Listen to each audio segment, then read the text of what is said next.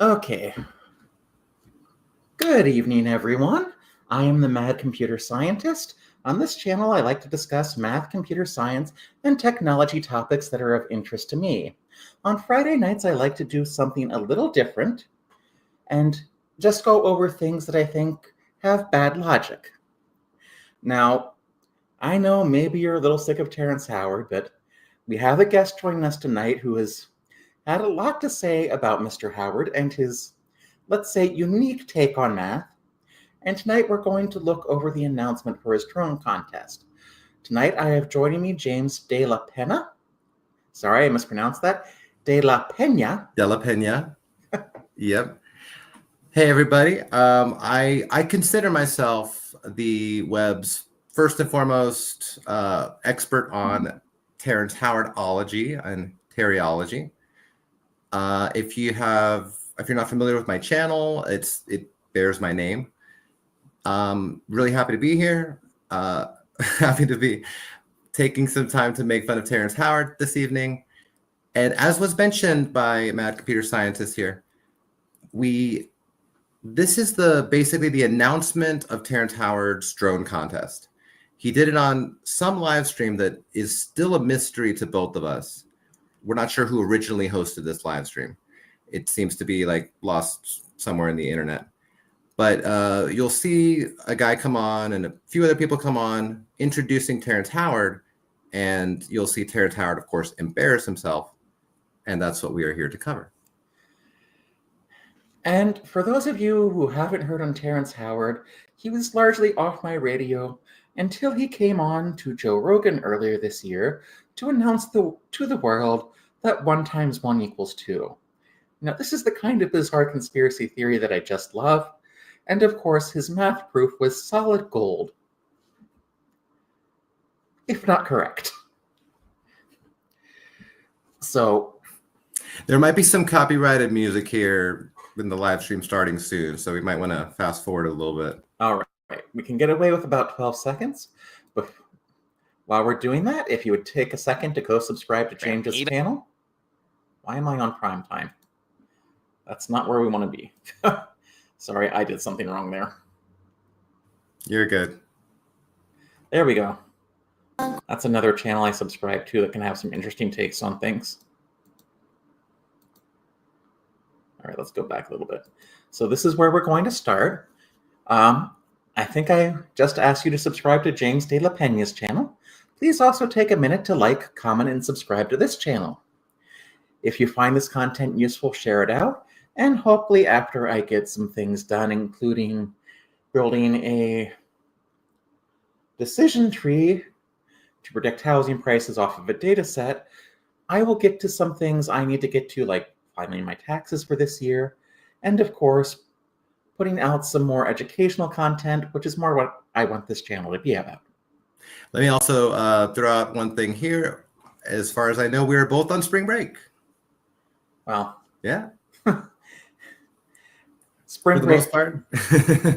Spring break starts this Friday, and for the college goes next week. For where I work, I also get a spring break, but that's a couple weeks later. What is up, you guys? It is Sunday afternoon, and we got a little something different for you today. No, it is not time for Q&A, because I am not alone today on my live stream. Let me ask you a question. What would your reaction be if let's just say a major celebrity said they'd come up with a new form of math, a new form of physics, a geometry that would change the way that people saw the world? What would you do if that same person said that they wanted to put up $25,000 to help develop a new kind of multi-rotor? Well, I'll tell you what I would do. I would say, please come on my live stream and tell me more about that. And that is what we are going to do today. Today, I have a special guest. It's special to me, although he portrays himself as just another guy. That's true, too. But we have a special guest, Terrence Howard. The actor is how most of you probably know him. But I'm going to let Well, I wish that's how I knew him introduce himself, how he prefers to be introduced today. Purple rhymes with orange. Decision trees are evergreen as long as the data is. today in just a second. And the reason we're here today is because he is putting up $25,000 of his own money to help develop a new kind of drone to his specifications. So let me jump in here. $25,000 might seem like a lot of money to most of us that, whatever, to develop a drone, to like actually pay people and engineers and people that develop software to actually build a drone from the ground up in this weird design that's like super ineffective and inefficient. That's not a lot of money. And you'll hear it a little bit later on in this. He mentions that people that are joining his live are complaining that he's underballing them. It's not enough money to develop a drone. Just want to throw that out there. I would also like to point out on this channel, there is a stream where I go through part of Terrence Howard's Joe Rogan appearance with someone with a PhD in physics who just says everything Terrence Howard is saying about physics is meaningless.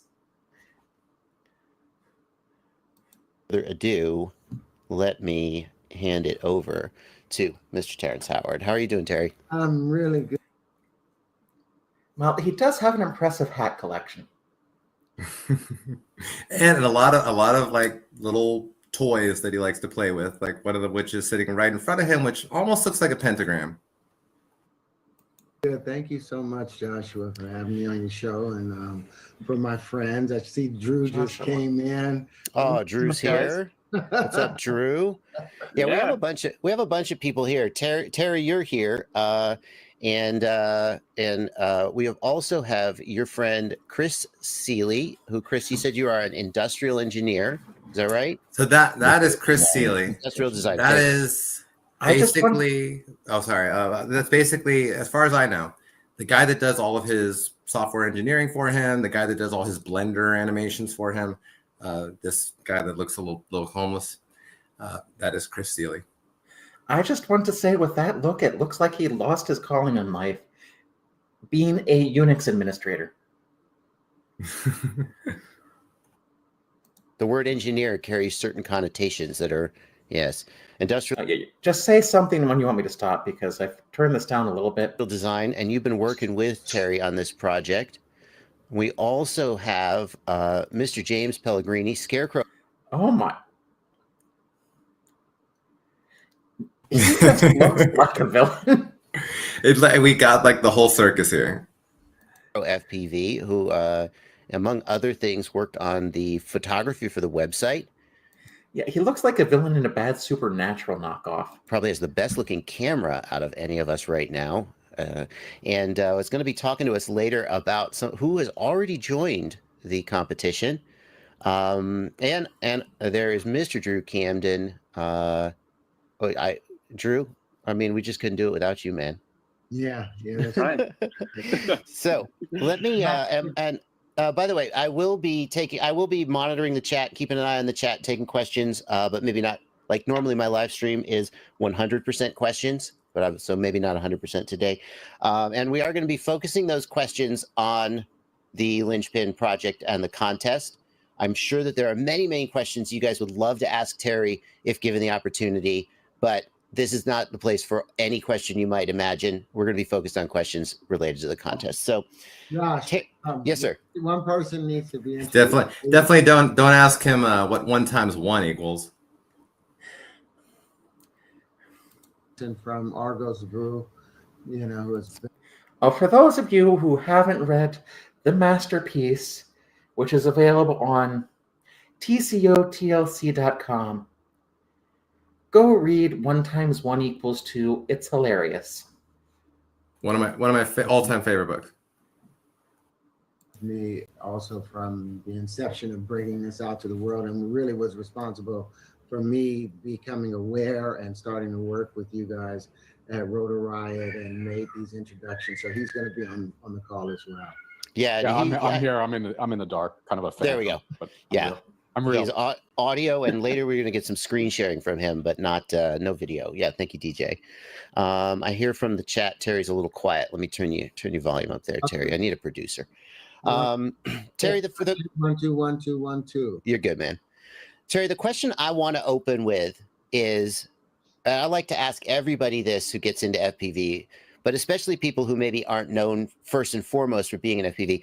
What was your first exposure to FPV that sort of made you go, oh my God, this is something I have to be a part of? I'm willing to bet right now at this point that Terry's racking his brain trying to figure out what FPV stands for.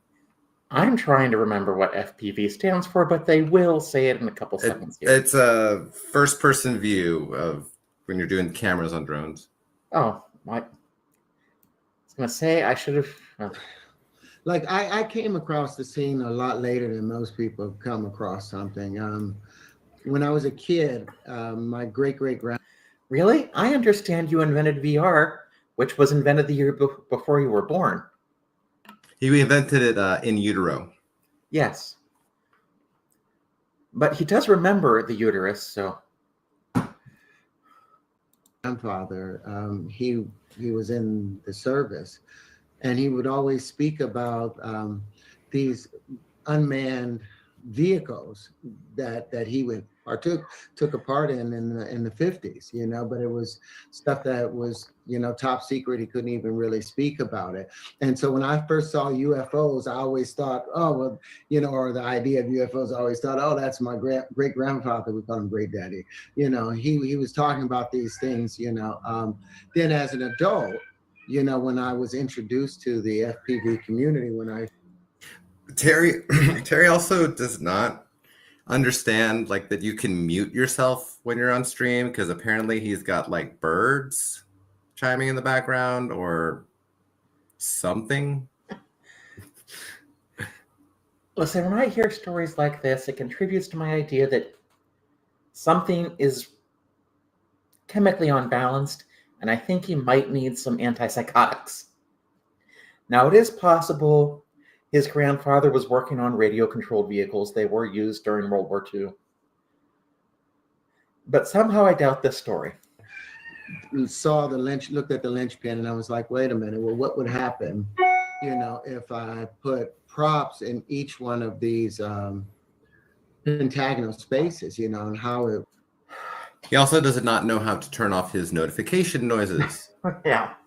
Well, sometimes I do that too, but it's like, this is a bad idea, and a lot of people who understand physics better than I do have explained why it's a bad idea. Because it makes the drone harder to control.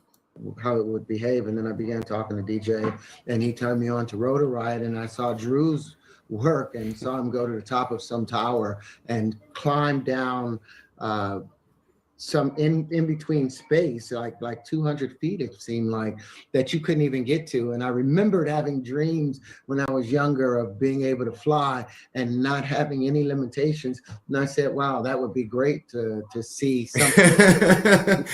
Yeah, he had dreams about being able to fly. And met with Chad and came down to Washington to meet a number of the different people that were really passionate about the FPV and what was taking place with the FAA.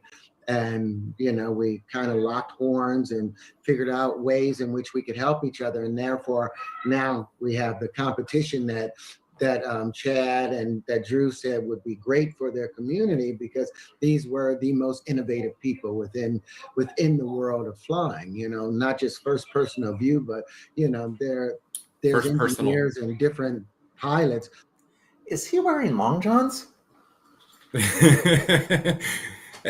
What is he? Let's take a second. What is he wearing? What exact? There's like a vest. Yeah, it looks like yeah, go ahead. Yeah, it looks like a vest. Something underneath it looks like long johns. It does. And then on top of that, it's like some kind of Hawaiian or island type of shirt. He looks like he's wearing a lanyard of some sort. Yeah, and a vest with, I mean, his vest has a collar. A very prominent collar. And the hat. He's got hats for days. Is it? Love it. I don't know. If he was on, you know, what's it called? America's Best Top Model, or you know, Runway or something, like that would be more up his alley here, I think, than a drone contest. Maya, you're the one who introduced me. I think it was was it Bryce Ryden or something like that? Where I told you the guy had a wonderful context-free grammar because nothing he said made sense in English. Because he doesn't have any context. That's the issue. Oh no, I was thinking it's like, it's like if you think of this as a context-free grammar, this program is really impressive.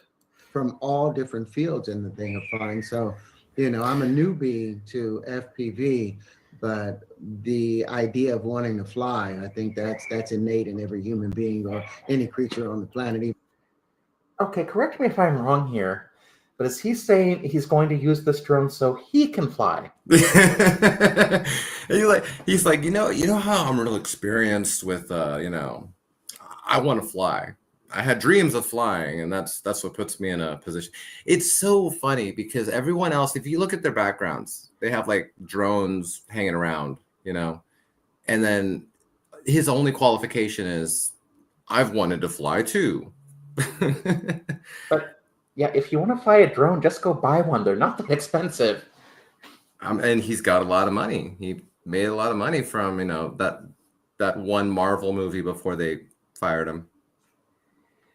Well, he's done other movies. He was on Empire. I'm not going. Yeah, he was in Mr. Holland's Opus. He's a good actor. I'll give him that. He's not bad. Wow. He's not bad. Ultimately wants to be able to fly. Yeah, this is one of the things that we've talked about in fighting remote ID. That FPV hobby is about more than just kids flying toys. It is about people pushing the boundaries of what is possible in terms of technology and physics. And it feels like that's something that you're trying to do with your concepts. All right, note to Terrence Howard fans, pushing the boundaries of physics and math means that the physics and math have to actually be possible and consistent. Yeah, they actually have to make sense. And he's saying, it's so weird because when you hear them talk to him like he just did now, they're kind of talking to him like he's a child, and very appropriately, because he doesn't know anything about drones. He doesn't know anything about anything. I mean, we all have to start somewhere, but of the linchpin, and what then this contest is sort of intended to inspire people to do.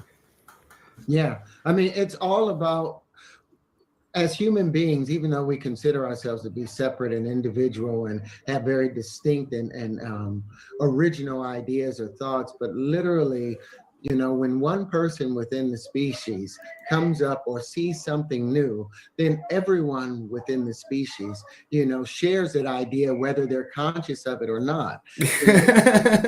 Wait, where is he getting this from?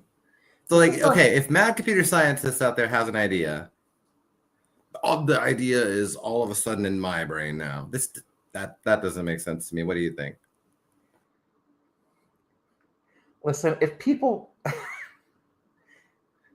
I don't know, if people all of a sudden knew what snarky comment I was thinking, I'm not sure they would appreciate it.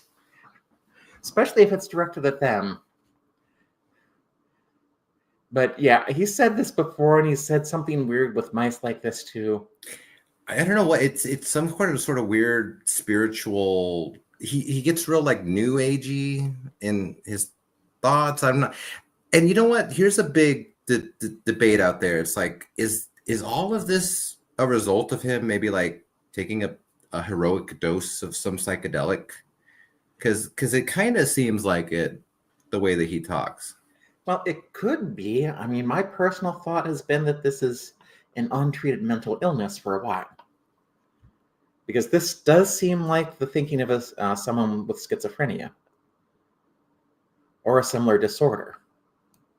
So when we push our boundaries ourselves, we're not just expanding our own immediate area that we're existing in. We actually expand it for all of humanity and for all the creatures involved in it. And so we have to use that imagination. I don't know if any of you know who Morg is, but I would love to see a debate between this guy and Morg. I mean, Morg's math is a little better, but he's just as far out there. Nation. And we have to use that instinct because that's what got us to life in the first place. It's following the imagination of what could be possible and the instinct and the drive to never let it go, no matter where it turned, which leads us to, you know, the common factor of everything. Listen, if you never let it go, you won't follow the advice of Elsa. You can hear speaking of that, you can hear probably Frozen playing in the background. I can hear like little children playing. Like he doesn't even seem like he's using a mic. He's definitely not in a soundproof room. His notifications go off. He's boomer. Like this is like boomer etiquette. He's got boomer Zoom etiquette is what he's got. I think he's Gen X, but yeah. Because if you're going to be affected by all things, then you have to recognize where you are connected to all things. And so that led me to trying to find a divisible number by which everything in the universe would dance or operate with. And okay, I got it. I know the number which everything is divisible by. 1. Yes, that works. There you go. I solved it. He keeps talking about the universal factor of everything. Yeah, it's called 1. It turned out to be, you know, what happens when 4 bubbles meet or 4 forces meet at a given point. That was what happens when 4 forces meet at a given point depends on whether or not the forces are in equilibrium. What is that? What does that even mean? When 4 he said bubbles first. When 4 bubbles meet, when 4 forces meet. Okay, gravity. What forces is he talking about? Again, context free. He's not making any sense because he lacks context. Oh, the person I was talking about was someone, I think his name was Brighton Rice or something like that. the highest. Who goes a lot faster, and I'm like, and I was trying to like figure out what he was talking about, and then I realized nothing he's saying is making any sense. And then I'm like, oh yeah, it's a context-free grammar. Pressure condition, and it just turned out that it made the linchpin, but also began to answer a number of other questions. Now the linchpin is that. Hold up that shape again. The linchpin is your name for that shape, which is geometrically it is a collapsed dodecahedron. So when people hear you talking about that, that's what you mean. Correct. Let's pause for a second. So that shape, which he thought he made up, which is it's actually a collapsed dodecahedron. And oh my God, guess what? The dodecahedron is one of the 5 Platonic solids. Terrence Howard's gone on and talked shit about Platonic solids like for years. He hates Platonic solids. He's like, oh, everything's made up of straight lines and you can't do things with. Guess what you're holding up, Terry? It's got straight lines. It's made of straight lines. So I know we have at least 1 or 2 college-educated people in this chat. So I want to know if you remember, if on the first day of the college classes related to your major, that the first thing they went over was the Platonic solids. I seem to have missed that part. I don't know. Maybe I was absent that day. Significance to you, and that is why you've created this contest to make a drone specifically in that shape. I do want to say to the people in the chat, there are people in the chat asking some questions about the technical nature of the contest and so forth. We are going to get to that, but I just Oh, I would love to see Terrence Howard write some technical specifications. It'll probably be just as good as his math proofs. I want to sort of feel out a little more, Terry, where you're coming from and what your motivation is. What is it that you said? You said when people see something happen, then it sort of expands their mind and their philosophy. What is it that you are hoping people will realize, or come into their consciousness through this contest and through the linchpin drone and so forth? Well, the competition is more from a very selfish place, a narcissistic place. I know that I have. He said the quiet part loud. He's like, oh, well, this contest is it's really just me being a complete total narcissist, and I have really no expertise at all, but I know y'all do, so let me just kind of latch onto that. Well, those who know me from my old channel, and those of us who have lived in the United States for the past couple months, I think we're all at least finding it refreshing that he's admitting to narcissism.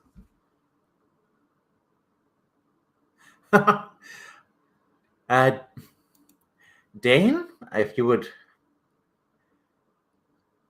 Actually, you can't link it, but I'll give you a wrench if you can link it. I would love to read that. I've been doing a peer review on my own channel. Shameless plug.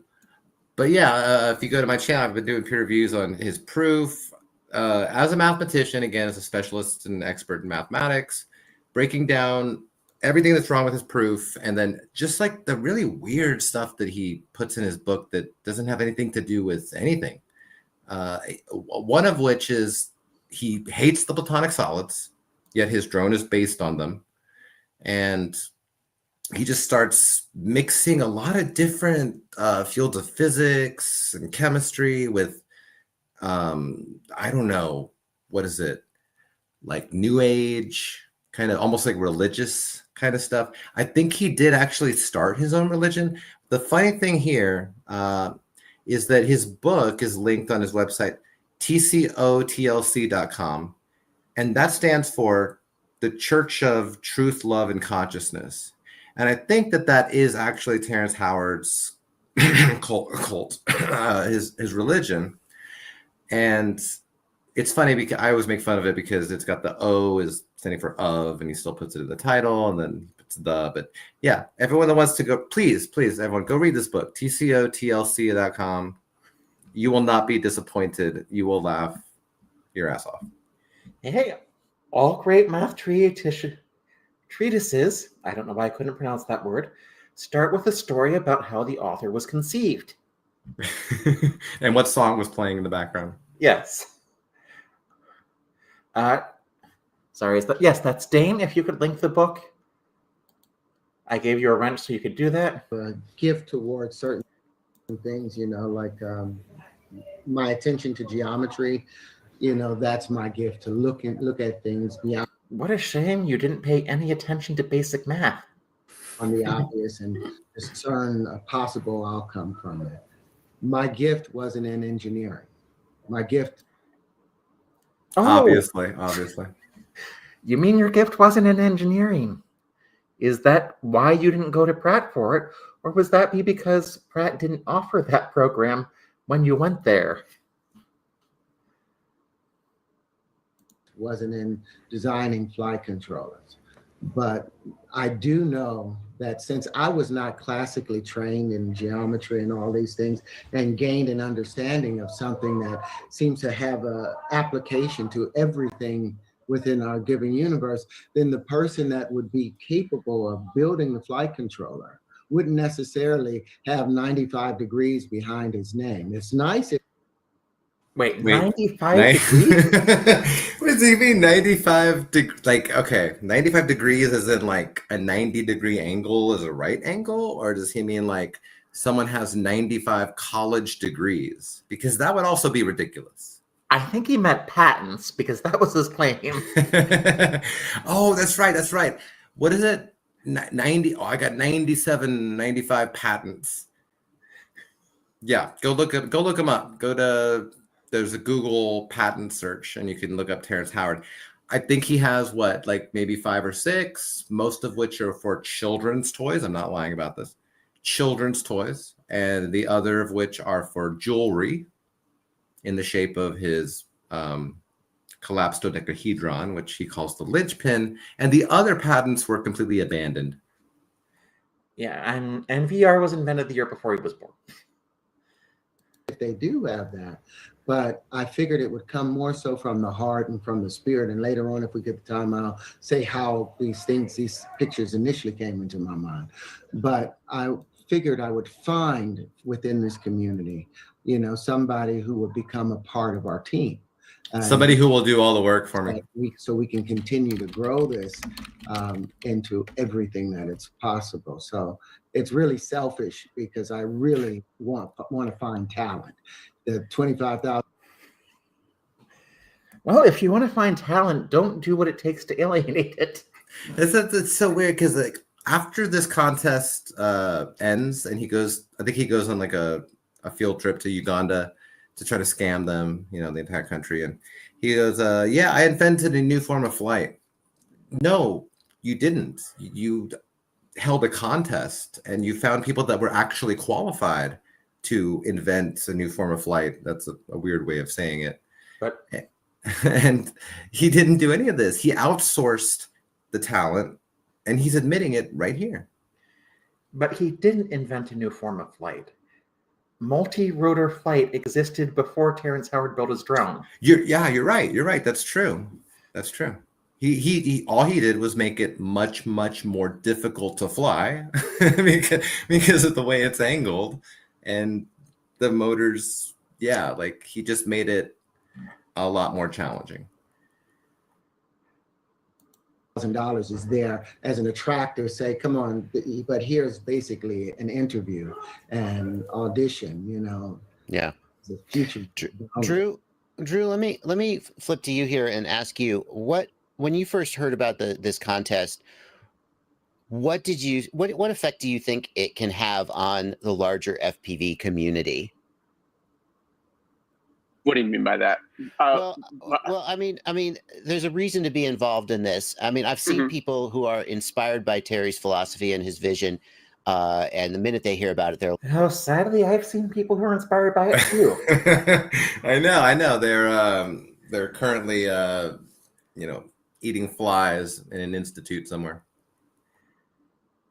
You know, and I even had to tell someone that's like, it's your job to mangle this word salad back into English. like, I want all in on this. Yeah. And there are other people who don't have that reaction Yeah.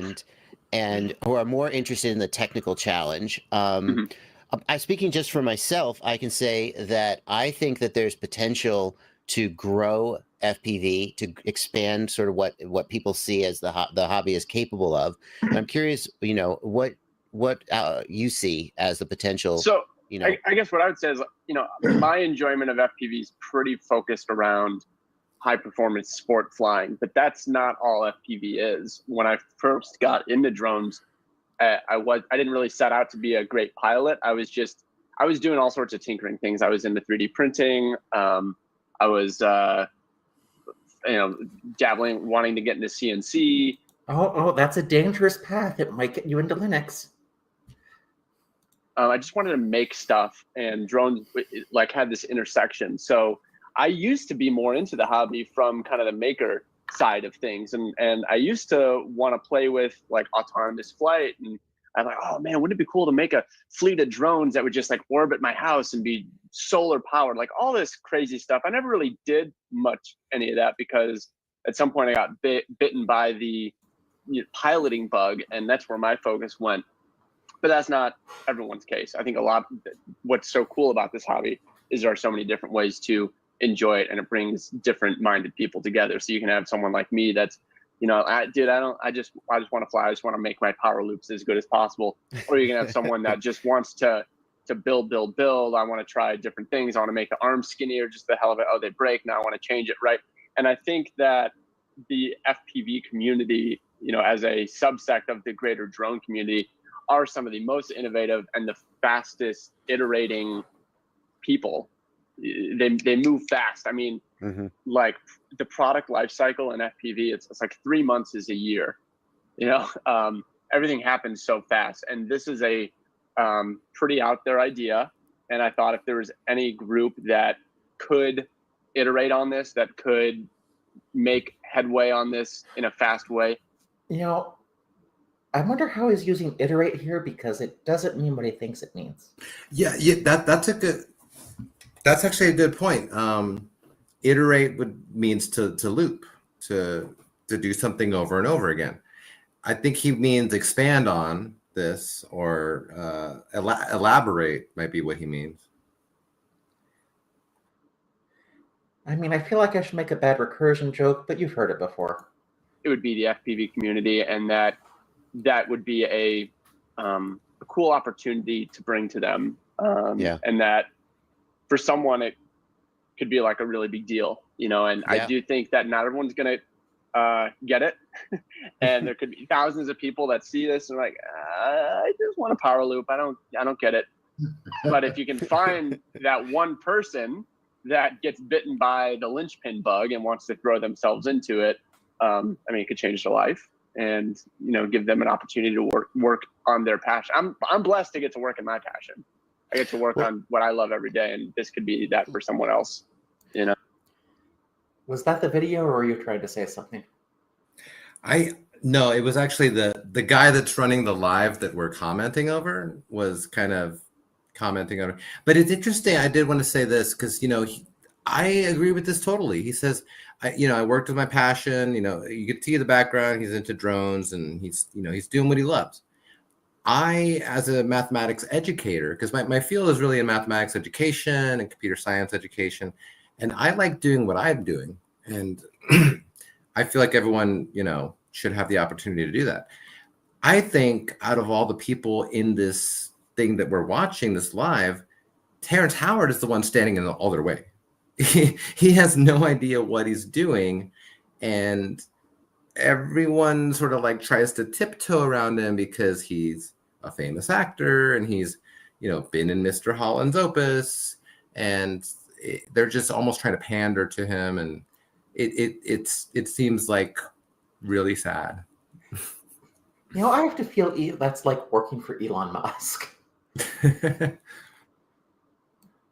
Let's speaking of working on your passion and getting bit by the bug, James, I'd like to switch to you here, because I originally, And I am not, despite the rumors, slated to be cast in the next remake of Ray Bradbury's Something Wicked This Way Comes. I'm sorry, but I could see this guy playing Mr. Dark. And for those of you who haven't read the book, Something Wicked This Way Comes is a dark fantasy written by Ray Bradbury. There was a movie based on it called Dark Carnival. I thought I need some photographs for the website. And James is a great photographer. I said, James, do you want to be involved in this? And you got involved in this on so much more than a professional level. And I wonder if you'd like to speak to that a little bit. Sure. Thanks for having me. Yeah, thanks for being here. Yeah, of course. Yeah, so you just kind of pulled me in. You said, hey, there's this thing going on, you know, and you know, we need some photography, you know, would you like to be involved? And I kind of stopped saying no to things. And that needs to be like in the bio of people that work with Terrence Howard. It's like, hey, why do you work with Terry? You know, I just stopped saying no to stuff.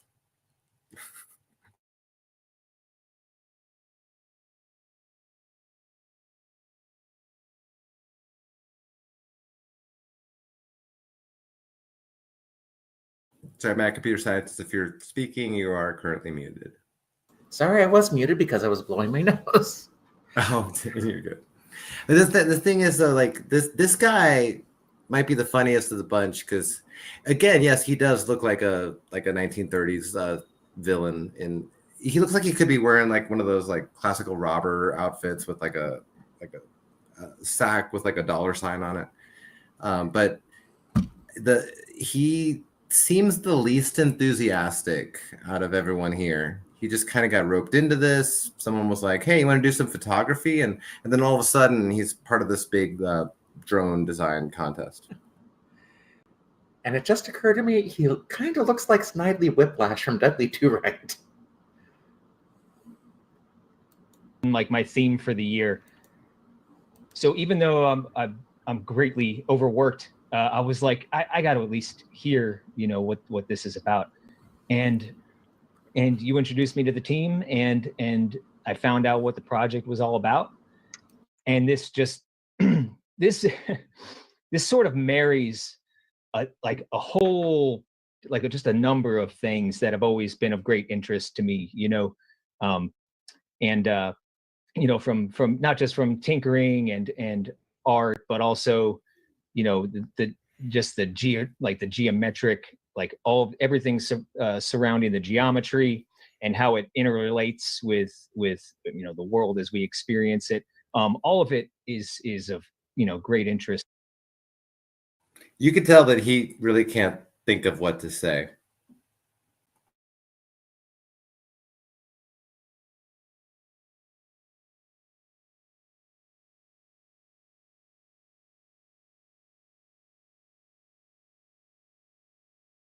to me. So this is sort of, it's not sort of, this is a dream project for me because it satisfies all of my fascinations all in one spot. And then, to be surrounded by such a talented team.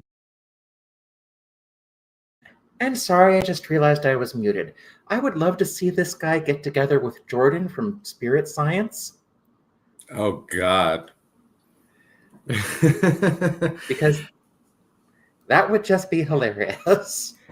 Of just free-minded, openly thinking individuals who are just wizards. I am a muggle amongst the wizards here. Oh, I wouldn't. I'm not sure I would say that, but the work that everyone does is just, it's just mind-blowing on a daily basis. So all right, well, let's get a little more down into the nitty-gritty of the linchpin drone and the contest, because some people in the chat are saying this is just so let's define it for people who may not have read the terms and so forth. The idea is to create a drone in the shape of the linchpin that can not just fly, but can also rotate or translate into any orientation. Terry used the term modulate. He used the incorrect term modulate. So we'll just throw that out there, folks. Yeah, we're just going to silently correct him because he's wrong. There are some questions coming in about that. I think, Chris, maybe it's time to turn to you and maybe do some screen sharing or discussion about the linchpin shape, and maybe talk some about the technical requirements of the contest and how that relates to the drone and how it might fly. And tell us about the time you played Radagast the Brown in The Hobbit. Chris, are you muted? Yes. Now you're unmuted. There we go. So one of the questions that came in the chat was what are the angles of the linchpin? Someone said I tried to recreate. Oh my god! Model.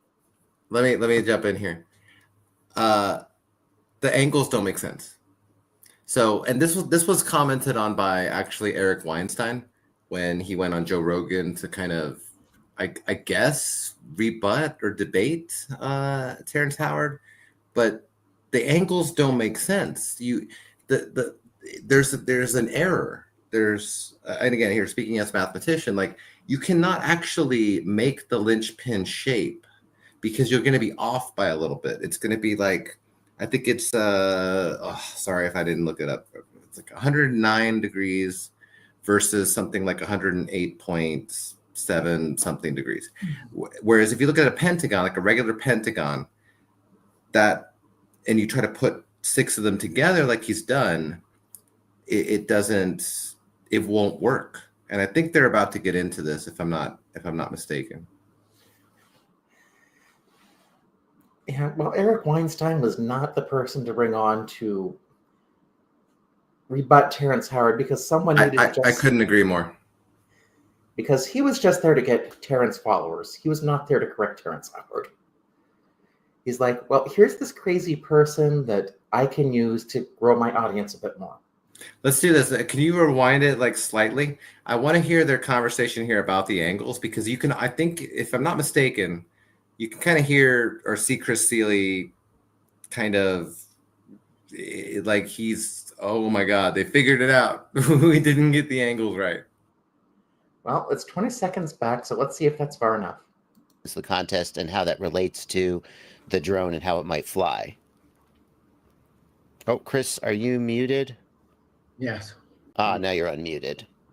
There we go. So one of the questions that came in the chat was what are the angles of the linchpin? Someone said I tried to recreate it in my 3D modeling software and I couldn't get it to come out right. Is there anything you can show us about that, or maybe DJ you would be the right person to ask? Yeah, DJ probably for the angles in the distributed. You have that handy, DJ? A little bit, just as far as like that. This is the kind of the as we dive into the sacred geometry aspect of this, and it's one that goes back. There you go, the spirit science angle of this. But yeah, you see how fast he threw it to somebody else. He kind of passed the buck. He was like, "Oh, the angles. Let's get somebody else to explain that." Basically, I think this guy knows Terrence Howard is incorrect, to put it mildly, but he's just going to take his money. I mean, honestly, Terrence Howard probably isn't causing that much harm. So just making Saturn come together without gravity in Blender using some Python code probably isn't going to harm a lot of people. The tetrahedral angle is crucial, and it's 109.47 ... to infinity ultimately. Do you have any video of that? Any? Terrence Howard does have something weird against irrational numbers. He does. And I believe in his book, if I'm not mistaken, he quotes Norman J. Wildberger, who was once a respected mathematician. He works in some university in Canada, but Norman J. Wildberger has also a YouTube channel called Insights into Mathematics, where he tries to say that like irrational numbers don't exist and even real numbers don't exist because of the whole ... And let me go on a bit of a tangent here, but the ... are important. And what I mean by that is that the square root of 2. The square root of 2 is about 1.41 ... because nobody in their right mind would bother like memorizing it past that point, except for Terrence Howard, because he likes memorizing stuff. And I get it, because he's an actor and he's really good at like memorizing lines. But that's his thing. Not just because he's stupid. I mean, that's one of the reasons. But it's also because he is really good at memorizing stuff. He loves memorizing. So when he goes on Oxford speeches and he goes on different podcasts, he'll say, 1.41, and he starts saying, let me give an example with pi, because I kind of know that one. It's like 3.14159265535. It doesn't matter past the third or fourth decimal point to the right of, the digit to the right of the decimal point, because that level of precision would not make a difference. In a 3D printer, like they're talking about, which is normally how you design, parts for drones, it wouldn't matter. That level of precision it's not visible to the human eye. It wouldn't make a difference in the aerodynamics of it. So one of the things that Terrence Howard has gone on and said is like that he doesn't believe in the square root of 2, whatever that means. But the square root of 2 is just the number that it's defined as the number that when you square it, when you multiply it by itself, you get 2. It's that simple. And because you cannot express that using base 10 and decimal digits without saying ... Terrence Howard doesn't believe that it exists. And he gets that from a guy named Norman J. Wildberger, who has a math degree and is like way more qualified to speak about this than Terrence Howard is. And so he kind of just goes on that and says, okay, the square root of 2, there's some kind of error in the calculator and there's a loop and all this stuff. And it's so ridiculous. Yeah, I was going to say, if he understood anything about math, he'd realize what he's essentially describing with his loop is a consequence of the laws of exponents. And exactly. Because let me jump in. A root is actually an exponent.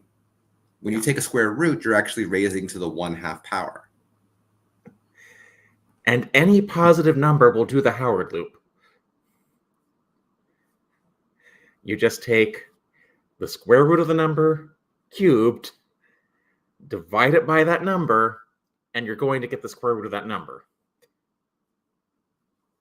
As long as the number is greater than greater than 0. In a way of speaking, I think I have to write it down to figure it out, but I think it's like Yeah, it is laws of exponents. It's like, because when you do, root 2 times root 2 times root 2, and you cube it, and then you divide out another 2 from that, well, like 2 of those, the times 2, it just cancels itself out. So it really is. It's just basic arithmetic.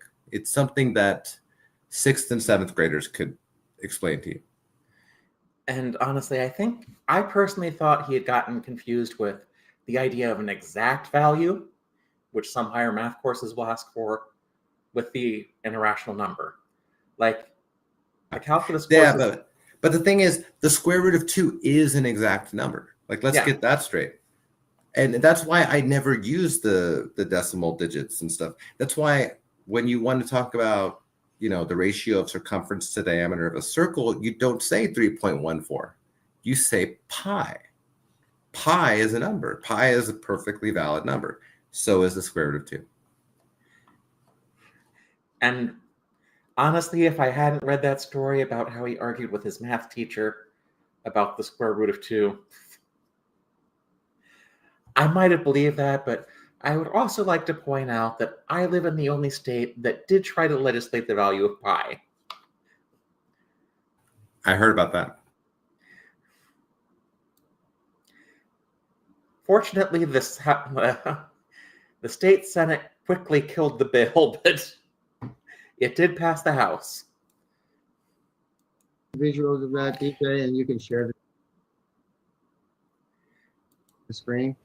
You want to go this direction, Josh? It's a bit of a rabbit hole, of course. Well, if we start going down a rabbit hole, I'll try to pull us back out. We're only planning to go for about an hour today, but yeah, I'd love to let people take a look at it and discuss it a little more technically. Let me answer this question while you bring that up. Hang on. There was a question from Mystery D. Mystery D, thank you for your straight honesty. If this is so photography oriented, why hasn't anybody brought up the fact that you need like 4 360-degree cameras? How do you fly it? Line of sight, FPV? Where the F do you put a camera? Well, it's such a good point to make, because if you have this linchpin, and it's got all these different, so first person view, where is the first person? Where do you put the cameras? Do you need a bunch of different cameras? Like, it doesn't make any sense.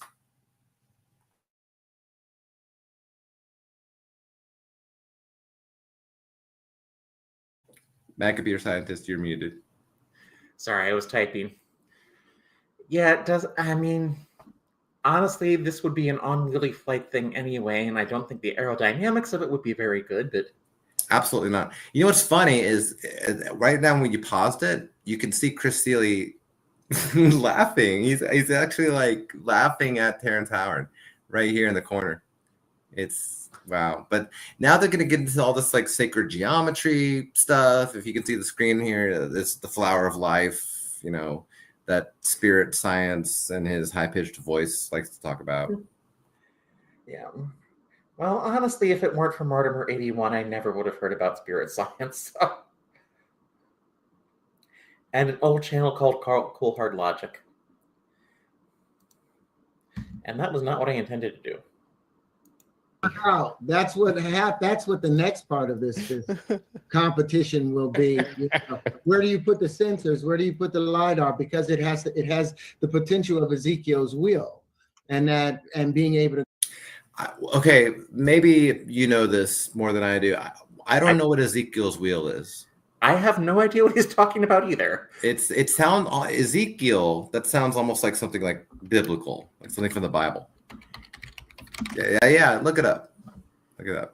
And while you're doing that, let me just say this: that Eric Weinstein did bring up one good point. He said one thing that kind of made sense to me, having a math background, and that was that. What we're looking at right here is what they call, quote unquote, the flower of life. And Terrence Howard seems to think that like every single thing in the universe is somehow having to do with this shape, which is just a bunch of circles. The thing that Eric Weinstein said that I did actually like was that Terrence Howard was actually talking about how this is a projection. He's talking about projective and affine geometry, where if you actually rotate it and look at the three-dimensional structure that's making a shadow of the flower of life, that's what Terrence Howard is trying to talk about. His little weird shapes that he does with like this, you know, his weird, the one that we're about to see, is actually, if you were to take the flower of life and like say, okay, well, that's excuse me, that's the shadow. What's making the shadow? And what makes the shadow is all these weird shapes that he comes up with. But even though that is kind of cool, like from a math perspective, it's still completely useless. Okay, so Ezekiel's wheel, for those of you who are wondering, is apparently a symbol of God's omnipresence, omniscience, and omnipotence. And that, of course, explained nothing. Like, again, he throws in religion. How do you mix religion with mathematics? It doesn't make any sense. Well, I think the Neoplatonists did that, didn't they? The Pythagoreans and those that Yeah. followed numerology and all that. And I believe one of them actually got tossed off of a boat one time. And if you ever watch the person I mentioned earlier, Mork, he does that quite a bit. But I was actually looking up Hypatia of Alexandria today for some reason. Go in any given direction. Well, we have the directions worked out. Now it's putting those 4 cameras there, and then it'll be stitching those cameras' perspectives together as to which one, when it's moving in one given direction, maybe that's the camera that takes off. But those are all the things that I need the FPV community for, and that I would like to find. But do you see how complicated that would be? He's trying to say that for his linchpin drone, okay, here's the solution, y'all. Put in like 5 or 6 different cameras and then stitch together every single feed from the camera. Like, who would want to do that? And what would be the point of doing that? It's so ridiculous. And for $25,000, the labor and the software involved in doing that would absolutely not be worth it. Not to mention, if you just wanted to make a panoramic view drone, there are easier ways of doing that. In fact, I think they make 360-degree cameras. And literally grow this. But go ahead, DJ, explain this since it's up there. That's great.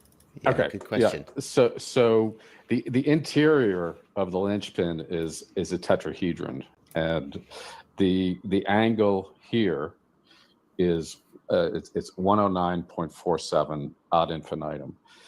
And kind of the key to the whole thing. Okay, let me pause. It's not ad infinitum. It's not ad infinitum, because ad infinitum assumes that it goes on in a predictable pattern.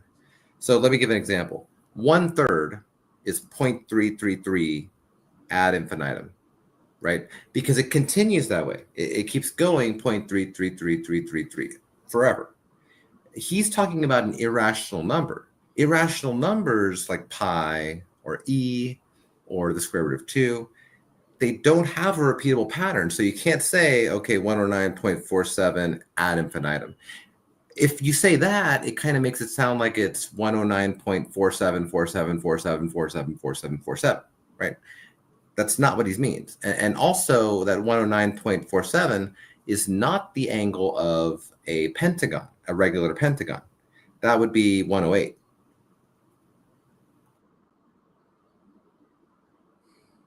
Analysis that ends up being kind of like a bit of a WTF, you know, as far as Cartesian coordinates go. So I can't imagine anyone coming across anything Terrence Howard says and saying WTF.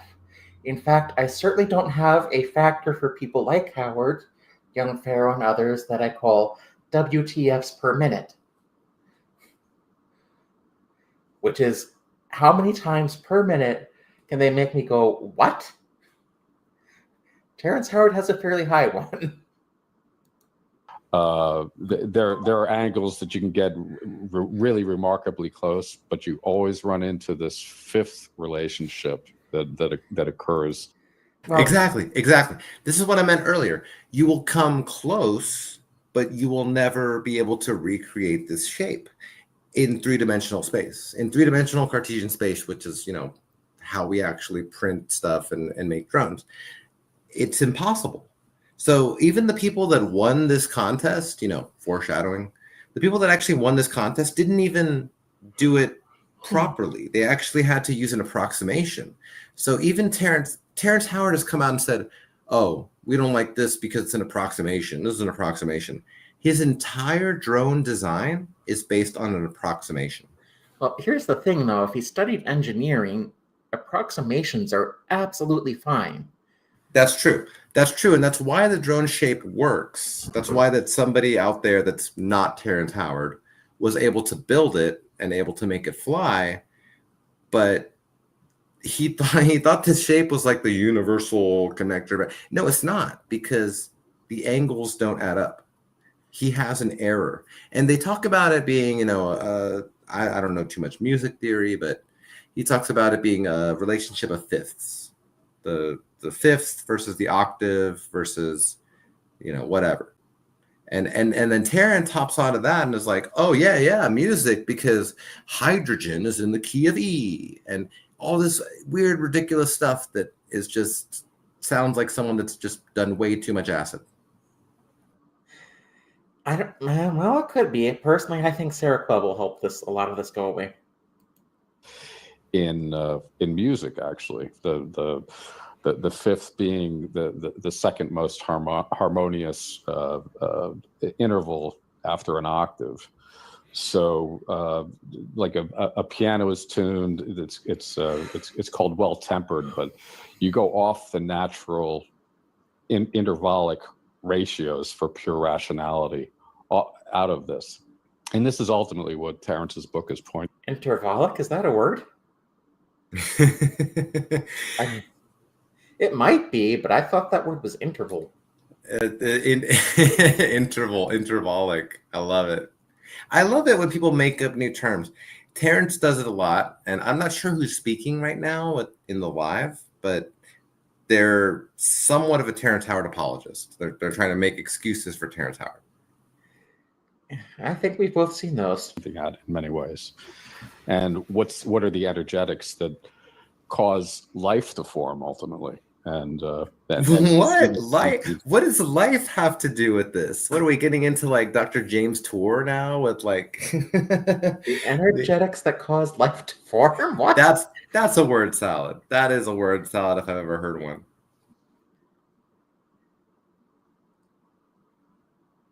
I mean, abiogenesis is beyond me. It's okay to admit something's beyond you. Like sand.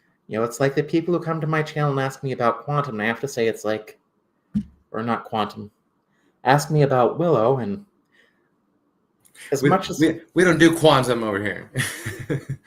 And I have to say it's like, hey, it's like, I've heard some things about the chip, but I don't do quantum computing.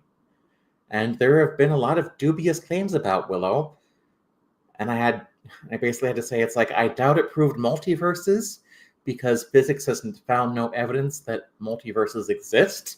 Oh, yeah. And there's so much abuse out there of the word quantum and of the double slit experiment and, electrons being in different states at the same time and superposition and all that. The people like spirit science, if people remember that, have kind of, energy used to be the word. It used to be energy.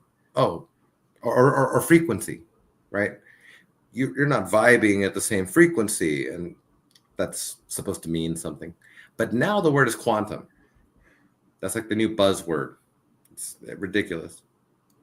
Sand dollars, etc. Like look at the pentagonal aspect of many flowers, and our entire anatomy is built off the symmetries of five, and where do those come from? And that's ultimately the pointing. I think he's just quoting the Principia Discordia at this point. I've never seen a pentagonal flower. Has anyone ever seen a flower out there in the shape of a pentagon? Because I sure haven't. Nope. Doesn't mean they don't exist. I just haven't seen them. area. I know that's a bit esoteric, but Yeah. you can get very very exact with this as far as like optimal engineering prototyping of this geometry, but it's pointing at something that's a bit Oh, that was someone on their end. Okay. transcendent. I don't know who the best person to answer this question is, but let me ask the question that's being asked in the chat. The question that's being asked is, what's the practical application of this? And there's another question that's coming up that ties in, which is this. Well, if you ask Mr. Howard, apparently it's building pyramids and cleaning up space junk. Which means not only did Mr. Howard fail basic math, he apparently did not understand basic physics. But the thing is that there really is no practical application for this. It's a waste of time. Like this whole drone design contest, maybe somebody, they were able to make a good drone in that shape, but it's because it's going against basic physics. Like this is an awful shape for a drone. If you were going to go out there and be like, hey, what's a great shape for a drone if we wanted to fly? This would be the worst example. Well, I would probably do something like what he's doing and ask engineers who study this sort of thing. But it's like, if I want to know, like, what's the best way to build a rocket, I'm not going to ask my friend, the software engineer, even though she works for an aerospace company, because she's a software engineer. I mean, she does also have a degree in physics, but she's still an engineer. She's still a software engineer. And above all, I would not ask Terrence Howard. Yeah, I was afraid the friend I mentioned would have a better clue, but Terrence Howard would not. Seems like, from a pure flight perspective, a really inefficient design. Like there's always going to be some motors that aren't really doing anything. Oh, hey, they just said it. That's great. I would like to say, though, before I throw that to you, that even okay, it's just someone in the background again. If this was just a pure passion or art project, the fact that people out there are passionate about it and want to share it, I mean, that, and the fact that Terry's put. Speaking of things that are passion or art projects, check out my itch.io page or my GitHub page. Putting up 25 grand if you want to get in on it. I mean, to me, that means that it's at least worth looking at. But what are the practical applications of this? Who's the best person to answer that? I was thinking Chris, Terry? Best for that, and you know, we Or can Chris? separate with words, but Chris, we can throw a simulation up there, a particle simulation, how it behaved in there, to see if this thing would be inefficient with flight, or whether it would make flight, you know, really open up the door for flight. So I'd love. Are you going to use Blender to prove it's efficient for flight? I was about to say, let's put up a simulation in Blender. I mean, you can build simulations in Blender. It has a Python scripting element to it, but it is not what it is for. For Chris to handle that, and if Okay. Chris, let me turn it over to you. What are the practical applications of this? And if possible, why does it need to be this shape as opposed to, you know, a more traditional shape? And DJ, you might want to let Chris have the screen for this. Sure. Okay. Because then you can throw that simulator up. And Chris seems totally unprepared to answer this question. Let me just open up a file here. He also needs a shave. So let me see. I don't know. Maybe he was the backup guitarist for ZZ Top. He's got the guitar right there in the background. Want to interject while we have a down second. I saw in the comments someone was saying that they wanted to get the frame but didn't have $45 to spend on the kit that's on the Rotor Riot store. So pause it. Uploading it to Thingiverse. Oh, so here you go. $45. Terrence Howard was like, you know what? For this drone design contest, let's actually make a kit that someone can buy for $45. And that's where he actually comes across as a grifter and as someone who's just trying to make money off of people. He was like, oh yeah, you want to do my drone design contest? Pony up.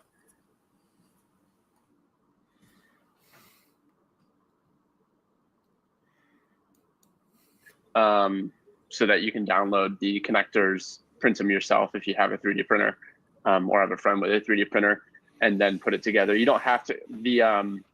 The kit that we have on the store has carbon fiber rods, which kind of accounts for why it's $45. But you can get like wooden dowels. They just need to be. Speaking of things that shouldn't be running, I need to fix something because there's something on my end that should have been stopped. There we go. What is it? 4 millimeters in diameter, and they can be any length, right? You can scale it. So we used 100 millimeters, but you can make it bigger if you want, as long as they're all the same. Yeah. So Yeah, there was. so doing that. There was never an expectation that he would have to buy it from the Rotor Riot store. No, we no, just it's wanna just get to make out it there. easier if you don't want to deal with printing and sourcing the sticks yourself. There's also some questions going on in the chat about whether the amount of money being offered is proportional to the work. People, because I don't know the answer. It's not. It's not. $25,000 to build a drone in this stupid shape with cameras on it is absolutely not worth $25,000. So my question is, did he come to that figure using his own math or someone else's? He's like, what's $25,000 times 1? Well, that should be $25,001. Answer either. I'm not a. And also, if he's going to define multiplication that way, why doesn't division work the same way? Good point. If you're going to divide by 1, it should be subtraction by 1. Like controller designer. So when Terry said we're putting up 25 grand, so I was like, well, that seems like a lot of money to me. But then I talked to other people, and some of the people I talked to said this is going to be months of work. I wouldn't touch it for that amount. Mhm. Other people I talked to said, no, I could do that in an afternoon. Now, who's right? I will tell you, though, we have 10 people already who have entered the contest. One of them is Kevin Plaisir, the lead Emu Flight developer. He seems to think he knows how to crack it. So I don't know who's right. And at the end of the day, whether someone wins the contest and accepts the prize will ultimately determine it. But I don't think it's ludicrous. Some people are saying this would be too. Yeah, but sometimes people do things just because it's an interesting challenge and don't care about the money. Yeah, exactly. Like if someone put out a math challenge out there, I'd be like, okay, because it's just fun. It's just like, it's their hobby. It's their passion. Like if I knew how to solve, I don't know, maybe the unique games conjecture, which I don't, because there's another thing that has to be solved first before you can solve it. And my favorite unsolved problem out there is gold box conjecture, which I have written software for, but it basically just evaluates test cases. And I also think I've wasted time on the 3n+1 conjecture. Oh, you definitely have. 500 hours of work. Yeah. Some credible people seem to feel that may not be the case. Well, at the end of, by those that that are called to this dance, they see the much larger picture. Because one of the benefits, pause your screen for a second, Chris, because I don't want them to miss that.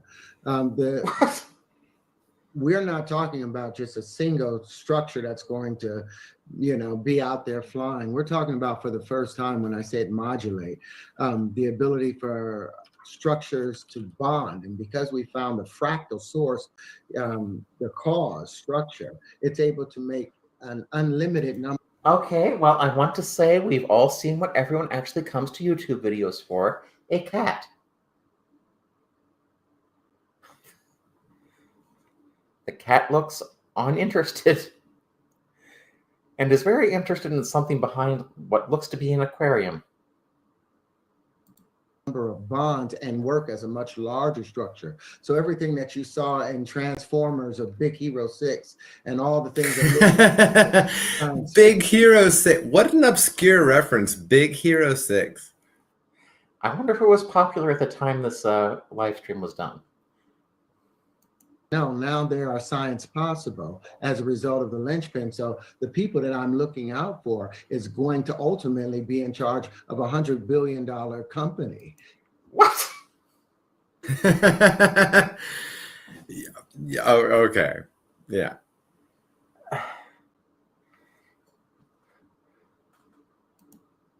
I think the cat is as impressed as we are. It just with regard to the bonding capability. With 1 million drones, you can take over any nation in the world. So you think the military won't want to have Ooh, so now he's talking about taking over nations. He's talking about military. He's getting very violent very quickly. Well, I don't think you can take out any. First of all, what type of drones? And secondly, taking out a country takes more than just drones. Well, without saying too much, Terrence Howard does have a history of violence. Yeah, and I think this is just part of his illusions here. Well, the person that wins this competition, the people that place the best in this competition, or that applies themselves the most in this competition, those are the people that I'm going to ask, hey, will you help build this and run this part of it, because there's a number of different things. So, if somebody feels like this is above and beyond them, I'll give you one example. When I did Hustle and Flow, I got paid $12,000. That's what they were paying me to sing, to dance, to all that. I feel like he's probably lying about this. I don't know. I Hustle and Flow, like that was a pretty big movie. He's trying to say that he only got $12,000 to star in Hustle and Flow. Yeah, I doubt that very much as well, but I wonder if there's just more to what he's saying here, or if he just is talking about a specific part of it, but it's not a movie I've seen. $1 for that, but it's opened me up to all these other opportunities. So that's what this basically is. It's your hustle and flow, if you have that drive. Chris, will you explain why the linchpin, how it behaves inside of within space itself? Sure, I can show this. Okay, for everyone who passed physics, you know that a propeller-powered vehicle will not move in space under its own propulsion. There is not enough air for the propellers to move. This design here. Thanks, Chad, for this model here too, the directions model. I believe you did that one, I believe. So if I look from the top here. Let me switch Okay, to they're your using shared Zoom. content. Hang on a second, Chris. And if you'll notice, you'll see go. that this has a There's the blender. There's blender. vertices on either direction. So for the Oh, good. I'm so glad he found some computer-aided drafting and computer-aided manufacturing software too, which actually does exist in open source, so I don't know why he's using Blender. competition, it would be best, I believe, if one uses, have 12 sets of props rolling, on opposites, but go ahead, explain. Right, so this is the general shape, and the arrows show the rotation of the potential rotation for your props and which way they would spin. This is the linchpin, and when we select, what I've done here is put in the actual vortexes, and their force vectors or thrust vectors are pointing on the planes of on the linchpin. So there's two on each face of the pentagons facing out, and they focus at a point. If you look down the angle here, they'll focus at a tetrahedral point at infinity, where the three. Do you think he just puts the stuff together and makes stuff up because he knows it wouldn't work in real life?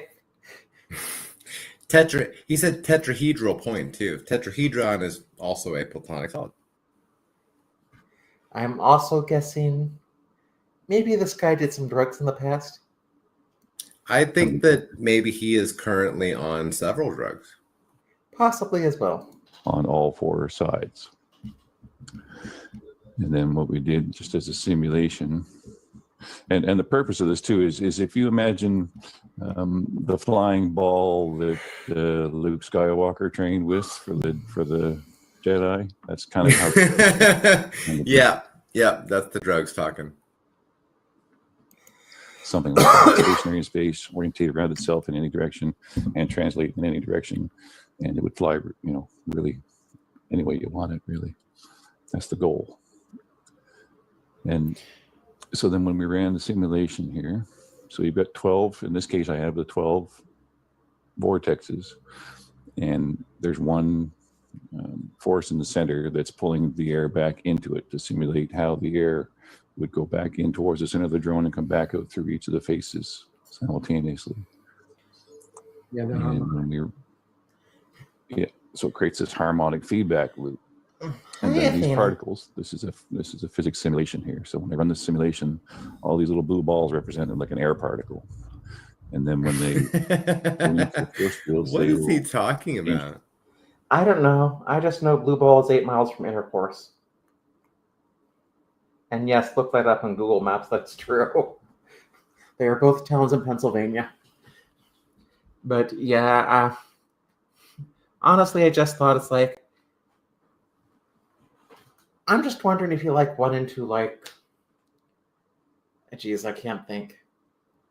Like the local head shop went into the black light poster room and just took a picture and This whole thing is on drugs.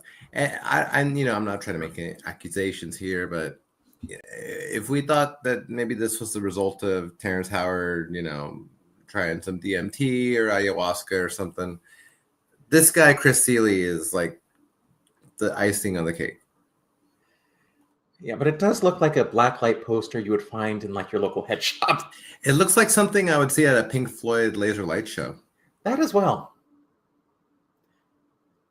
color, and the colors will be blue is for no motion and red is high velocity. So you'll see a velocity field vector field translate here when I think I saw this scene in the Neutron movie. I hit play. It will simulate for you. And you kind of see that it starts to harmonically oscillate at first. He's like, if I hit play, it'll simulate. You mean it will animate? Yeah. You start to see a hexagonal field around the outside of the craft, right? And slowly over time, you'll see the flowers start to form. So the air will actually start to form into the flower shape. So this is I don't know what he's talking. Look, now it's a peace sign. Oh my god, it's a peace sign. I don't know what he's talking about. What are you following this at all? Sorry. Because he's saying something about the flowers, and I don't know if he's hallucinating at this point. Sorry, I was trying to find the hexagon because I think this may be partly how he generated the Saturn image. The Saturn actually does have a hexagon at the poles. That's true, but it turns out it also has a peace sign. Yeah, but there is actually a hexagon there if you look closely. As for the rest, I don't see it. Other than the peace sign, I can see that. a physics fluid simulation. I think people are having Okay, yeah, air is technically a fluid in physics, so we'll let that one go. a little trouble seeing the animation because the Zoom call is having a little trouble keeping up with all of that stuff. But Okay, so what I'll do is I'll pause it here in the spot and let it refresh. Then I'll stop the simulation so you can just kind of see the field, and then I'll rotate around it slowly. So He doesn't know what the this word is how the field air, means. in theory, should flow. Like nobody here knows what the word field. Chris Seeley and Terrence Howard don't know what field actually means. A magnetic field, an electric field, even a mathematical field. Or the field in an SQL table. I don't know what I'm thinking. There is something that is a field, but my brain's kind of fried. Flow something So I probably would have a hard time defining those as well, but I'm not trying to use the word. similar to this around that type of a shape and create this standing wave. So what we're looking to do is basically cancel all the forces in all directions. So all the forces end up pointing directly at the center of gravity within the graph, and it'll just sit in space, pretty much decoupled, right? So all the forces point towards the center of gravity. Yeah, this doesn't make any sense. Well, if all the forces point towards the center of gravity, other than the one that's probably going to be affecting it the most, wouldn't it fall? I don't think that Terrence Howard even believes that gravity exists. He said several times that he was going to kill gravity or something. So everything now in this little simulation that mentions gravity is going against Terrence Howard's view of gravity. So contradiction. All right, I need to look something up because I know I'm thinking of something. And while you're doing that, let me just so for those of you that have been following along, like Chris Seeley is not making any sense with any of the words that he's speaking right now. What we're looking at on the screen is some sort of Blender animation. They call it a simulation, but it's not. It's just an animation. And they just basically put a bunch of geometric shapes out there, like probably hallucinations based on when they were on DMT or something. I don't know, but it's pretty, like it's kind of fun, you know. And I've talked about Terrence Howard's shapes before as being kind of, you know, fun and cool, but they don't mean anything. It doesn't mean that, like, what does this have to do with the drone? What does this have to do with drones at all? It doesn't make any sense. I don't know. I keep thinking of the biohazard symbol. But yes, field actually does have some kind of meaning, in specifically SQL. Oh, yeah. In computer science, it does. In mathematics, a field is a set of numbers with two binary operations, which have closure and associativity and commutativity. But field can mean so many different things. When you're talking about scientific stuff like electromagnetism, you have an electric field, you have a magnetic field. They're not giving enough context for us to know what the hell they mean by field. And I can tell that the other people in this Zoom call are probably just like looking at their watches, being like, okay, when's he going to stop with this weird Blender stuff? Because we don't know what's going on. Well, I mean, he's probably just happy he can get a simulation software used by Harvard and Stanford for $0. Within For the area, anybody, of course. and for anybody that wants to Just like the US government can save a lot of money by canceling unused VS Code licenses. see the simulation, all they have to do is go to the competition rules, go into an area that's where it says hindsight. You hit hindsight, and then you'll see it should show up, and it should say directions. Well, if you look in directions, right inside of the directions, I was talking about the directions of the blades. You look at that, and you'll be able to pull up this simulation. What? In real time yourself. The directions of the blades? Like, what does he mean? Like clockwise versus counterclockwise? Like, what does he mean by direction? I thought when he said directions, he meant like instructions on how to use the Blender animation. That would make more sense. But we also know he says things spin northeast, so. And I would love to know what that means. Go ahead, Chris. Terry, there's some questions coming in about the rules of the contest. So I wonder if it would be a good time to start talking about the rules of the contest and your intention behind the rules. In the beginning, the contest was $15,000, and there was a clause in that, like the lawyers put in, that related to the intellectual property.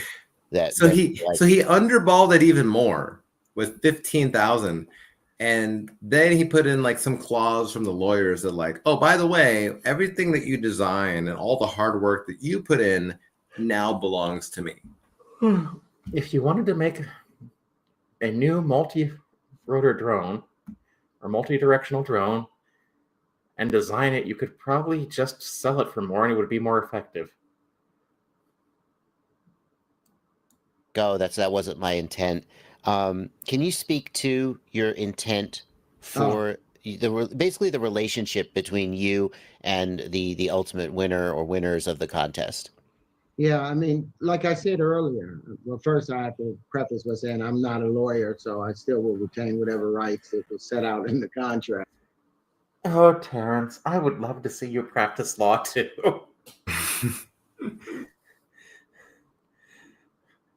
I would hope you not ever have any clients, but I would love to see you practice law.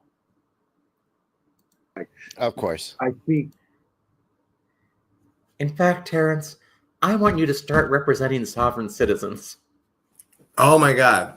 That is so crazy because every time I hear Terrence Howard talk about math, I think about the way that sovereign citizens talk about law. Like they have so much confidence in things that are completely meaningless. It's such a great analogy. Well, I mean, the trick of a con man is to be able to talk confidently, even if you don't know what you're talking about. I don't know if you know who Kent Hovind is, you probably do, but that's his game. He Yep. doesn't know what he's talking about, but he can speak confidently.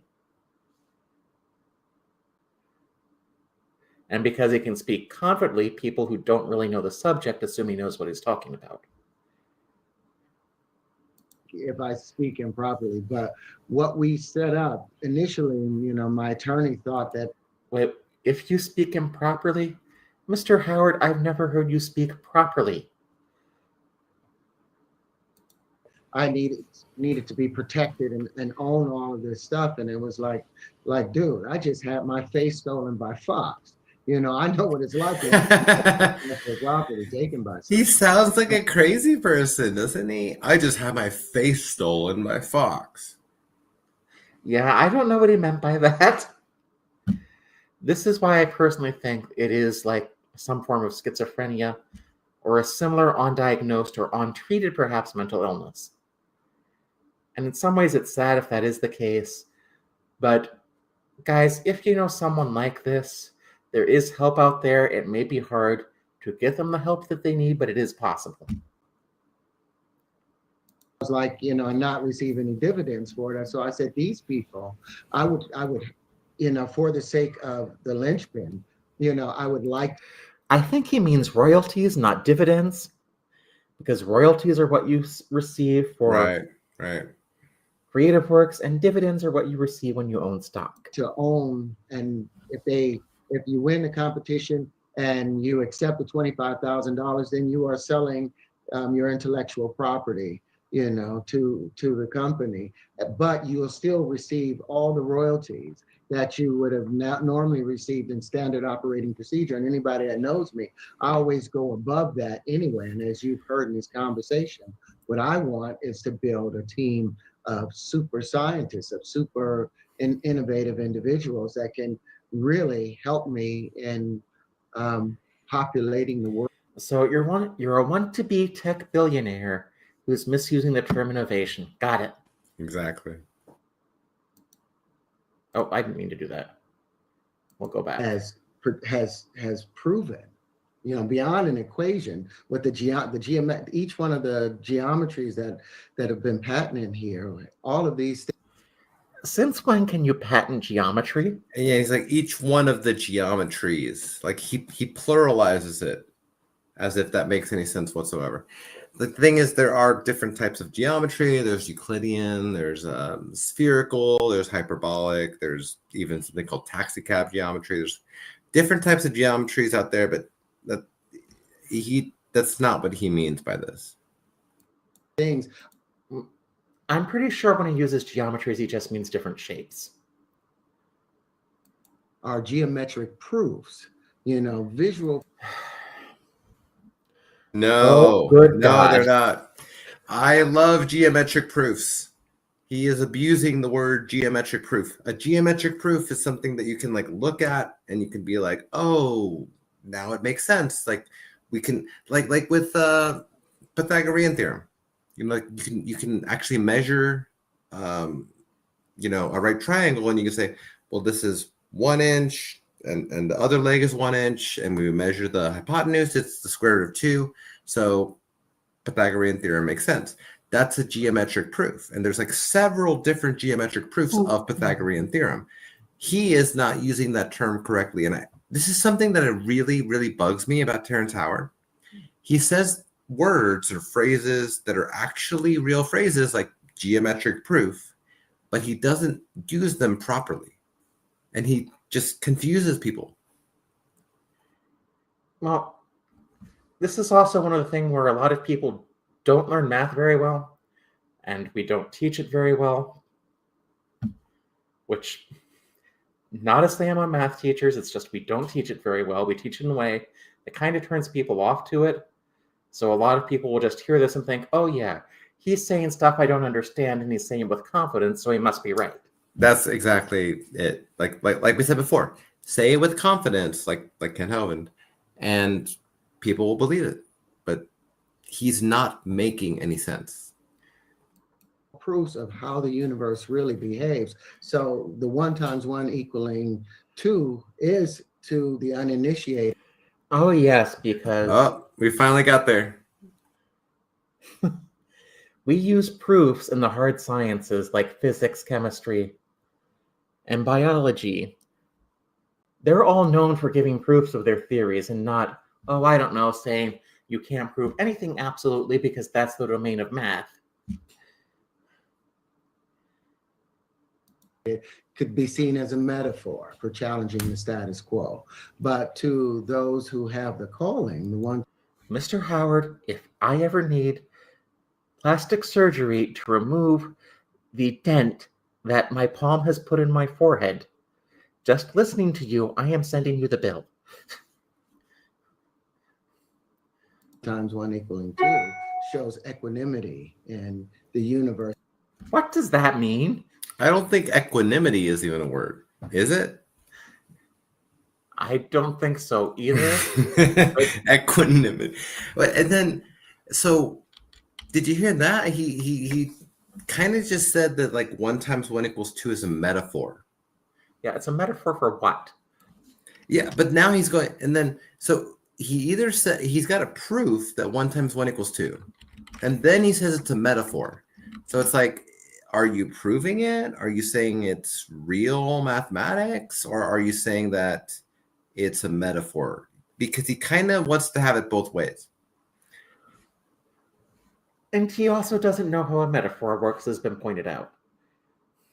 Like, I can say, in The Lord of the Rings, Sauron is a metaphor for Satan. Or Isaac Asimov once argued that the Tolkien's ring is a metaphor for modern technology. And I don't agree with Asimov on that one, but if he can support his point, he can at least lead me to why he's thinking that. And it opens the door for really being able to understand how all things come together and ultimately how all things affect everything that comes together. So you don't need to understand that now. Yeah. Oh, that was on their own. I was going to say, and please send me money so I can buy more erector sets. Understand is that the same way they had to challenge the idea of the world being flat, and everyone considered that to be ludicrous, when they challenged it. Did they? Did they? Because I could have sworn that Aristophanes in ancient Greece, before Christ, actually did experiments that proved that the world was not flat, that it was actually somewhat spherical or elliptical. I think even before that, they had arguments to show. Like, the reason you can see, like, the top of the ship before the bottom coming over the horizon is because the Earth is a sphere.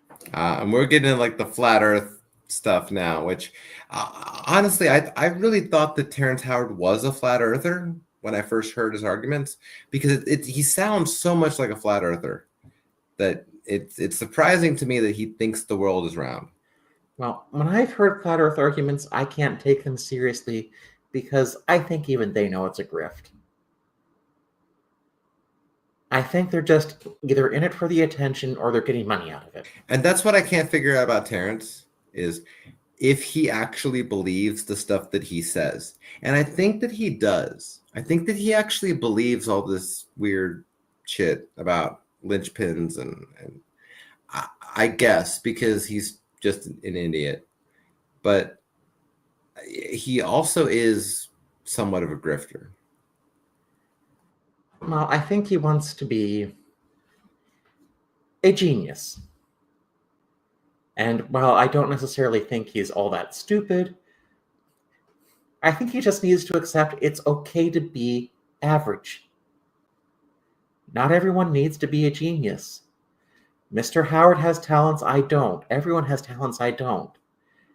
Just go back to acting, Mr. Howard. That's what you're good at. Yeah, it's true. It's true. I would never bother memorizing the square root of 2 to like 55 digits like he has.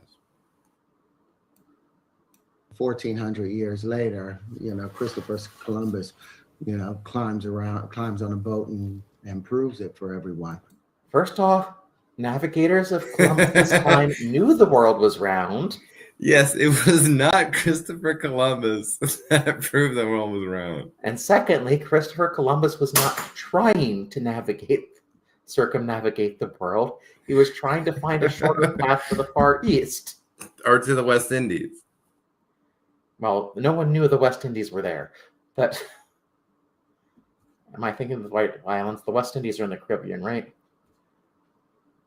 Now, well, India, there's India and Indians, but then there's like Native American Indians, and they thought that was India.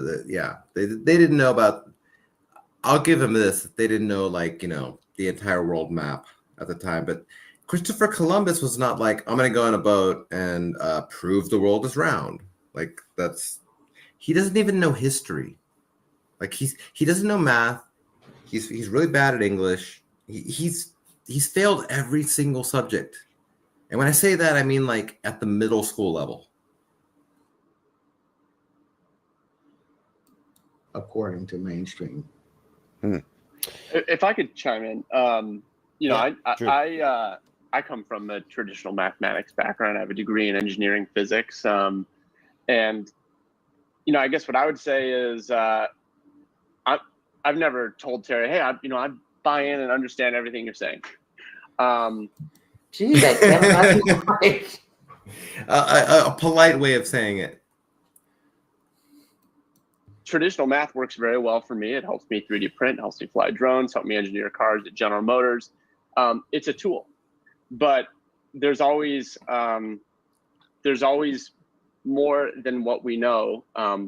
And I guess the best way to think of it is Newtonian physics is an awesome tool.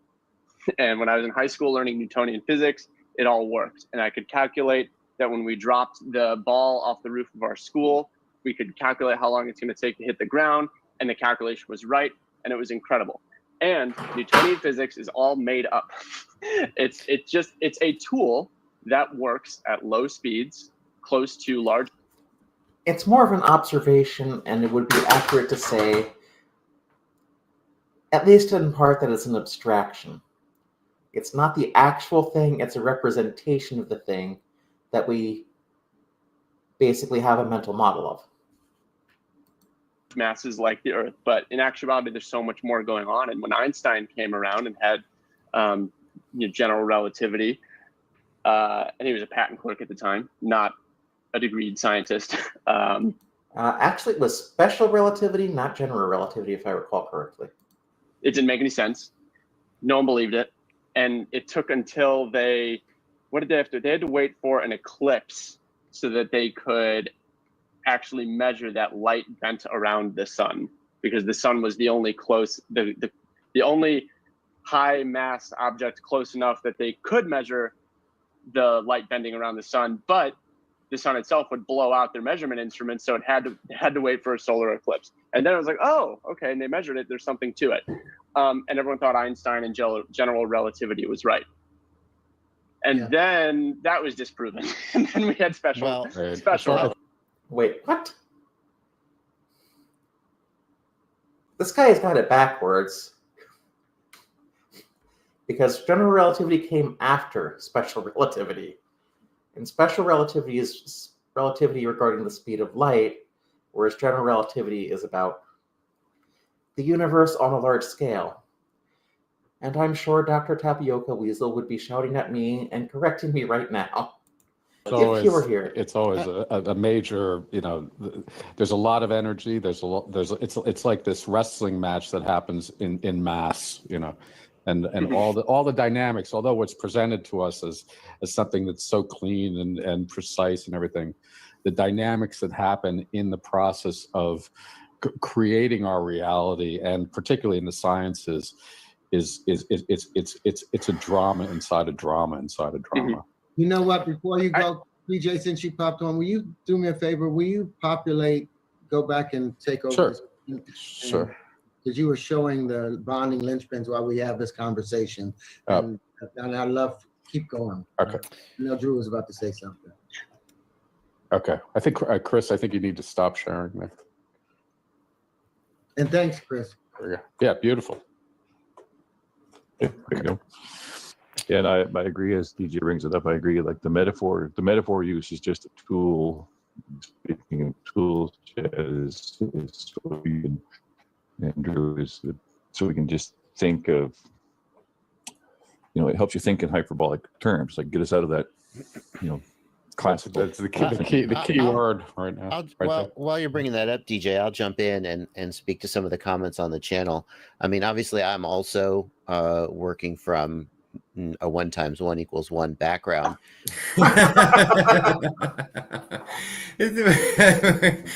I'm also sane.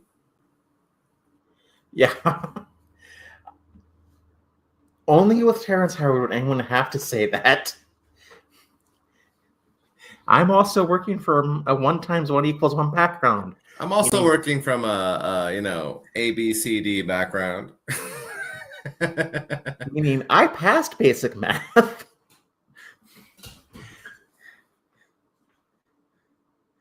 And do not agree with Terrence Howard. But I don't think that I think that if your first reaction to something that you go, well, that's not right, and then you just throw it out, you just reject it entirely, that is, I think you may miss out on opportunities and potential. And I think there are a lot of opportunities. He's trying to be polite. These people are trying to be polite. I see it, and you can see it too. It's like, he's trying to say in so many words, I got this rich person on, he's been an actor, he was in Iron Man, I guess, and I don't want to hurt his feelings. So instead of saying 1 × 1 = 2 is stupid, I'm going to go ahead and say, there may be other perspectives that we can take and approach this from different ways, and maybe that'll open up. No. You're just trying to not say to his face that he's an idiot.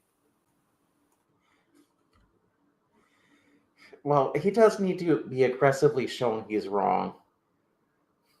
But the problem I have is not that he's wrong, it's that he insists that he's right.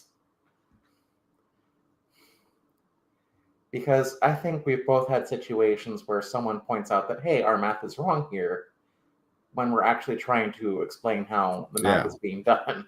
Yeah, and you know what? I'll be the first to admit I'm also coming from a 1 × 1 = 1 background. And I'll take a look at it and then run it through again. It's like, okay, yeah, you're right. Thanks for pointing that out. But if you are convinced that the Anunnaki sky people gave us bad math that's held us back, I think so. I personally believe and was taught that, the multiplication table that we all know and love was handed down on Mount Sinai from lightning striking tablets. It's so ridiculous. Yeah, the Bible is not a math textbook any more than it's a science textbook. Potential here, whether or not you feel inspired by the metaphor of 1 × 1 = 2 and the principle of equanimity and so forth. I think that there are some people who are going to approach it from a place of inspiration, and other people who are going to approach it as a technical challenge. But I think everyone who did this approached it as a technical challenge because the rest doesn't make sense. I think there's various perspectives from which you could be drawn to this. Let me switch over to DJ's screen here. I like how it points to just okay. All right, here come the planets. Thinking the nature. Here come the whatever the hell he's doing with Saturn and the Milky Way and all these planets. Let's see what he's got to do here. Nature creates through division, not necessarily by multiplication, right? So. Nature creates through division, not necessarily multiplication. That makes no sense. Well, it is true cells multiply by dividing, but what you've done there is an equivocation fallacy. Multiplication and from a math perspective, multiplication and division are the same operation. In fact, let me go a little deeper and say that division is not actually an operation. When you talk about mathematical fields like the field of real numbers or even the field of rational numbers, you have two operations. You have addition and you have multiplication. The inverse elements and the inverse operation of addition is subtraction. The inverse of multiplication is division. So really, multiplication and division are the same thing. And addition and subtraction are the same thing. Again, just coming from a mathematical background. You know, I've been having a hard time trying to convince people that and or are not are indeed mathematical operators lately. Absolutely, absolutely. Boolean operators. But that's because they're not used to thinking that way. And apparently they dropped the truth table section from geometry. No, I love truth tables. And I have to explain to us, like, this is some of the easiest math you're ever going to learn, so pay attention. Wow, that's beautiful, DJ. Right. Yeah. A blast from the past here, right? But the zooming out, we're just zooming out from the solar system out to Let's pause for a second. Local. What the hell are we even looking at? I think what is this? I think it's a star chart software. Are we on the holodeck? Like what's going on here? And I think that's supposed to be like the solar system sphere with the Kuiper belt and the Oort clouds. I don't know. I just thought it was a cool bit of, like, it's not hard. Cool graphical representation. Solar cloud. Can I preface this, DJ? Sure. Go ahead. We had, about a year ago, DJ and I were sitting up, and it was just us two lonely people working about a year and a half ago, almost 2 years ago. They were probably smoking weed. And we were... Yes, they probably were smoking weed. I will give them that. Talking about I kept making the statement that it was a common factor of everything. It's where 5 and 6 and all these different numbers, find equanimity. And I was like, well, if it is a common factor of everything, we should be able to throw it up in this, it should predict where stars and all of those things, happen. And he was like, well, we can try it. And I was like, well, just put it up there. Well, DJ chose to take the linchpin and pull it into the... The joke I once heard about Yoda asking why 6 was afraid of 9 makes more sense than this. And that joke was because 9, 7, 8. Solar apex, right? Basically where the sun is. And I put it on a basic orientation. And then I didn't talk to him for a week because I was in Vegas, busy with my family, having fun and da-da-da. And he had been trying to show me this thing that he had, the results of it. So I'll let you guys see it at the same time. Okay, so I'll go back to let's see, let me find my place here. I go back to the celestial alignment was one of the big ones that we ran across during our initial. What does the celestial alignment have to do with his drone? As the terrestrial, the telestial, and the celestial. I'm sure you'll get that reference. I mean, yeah, I do, but I still don't.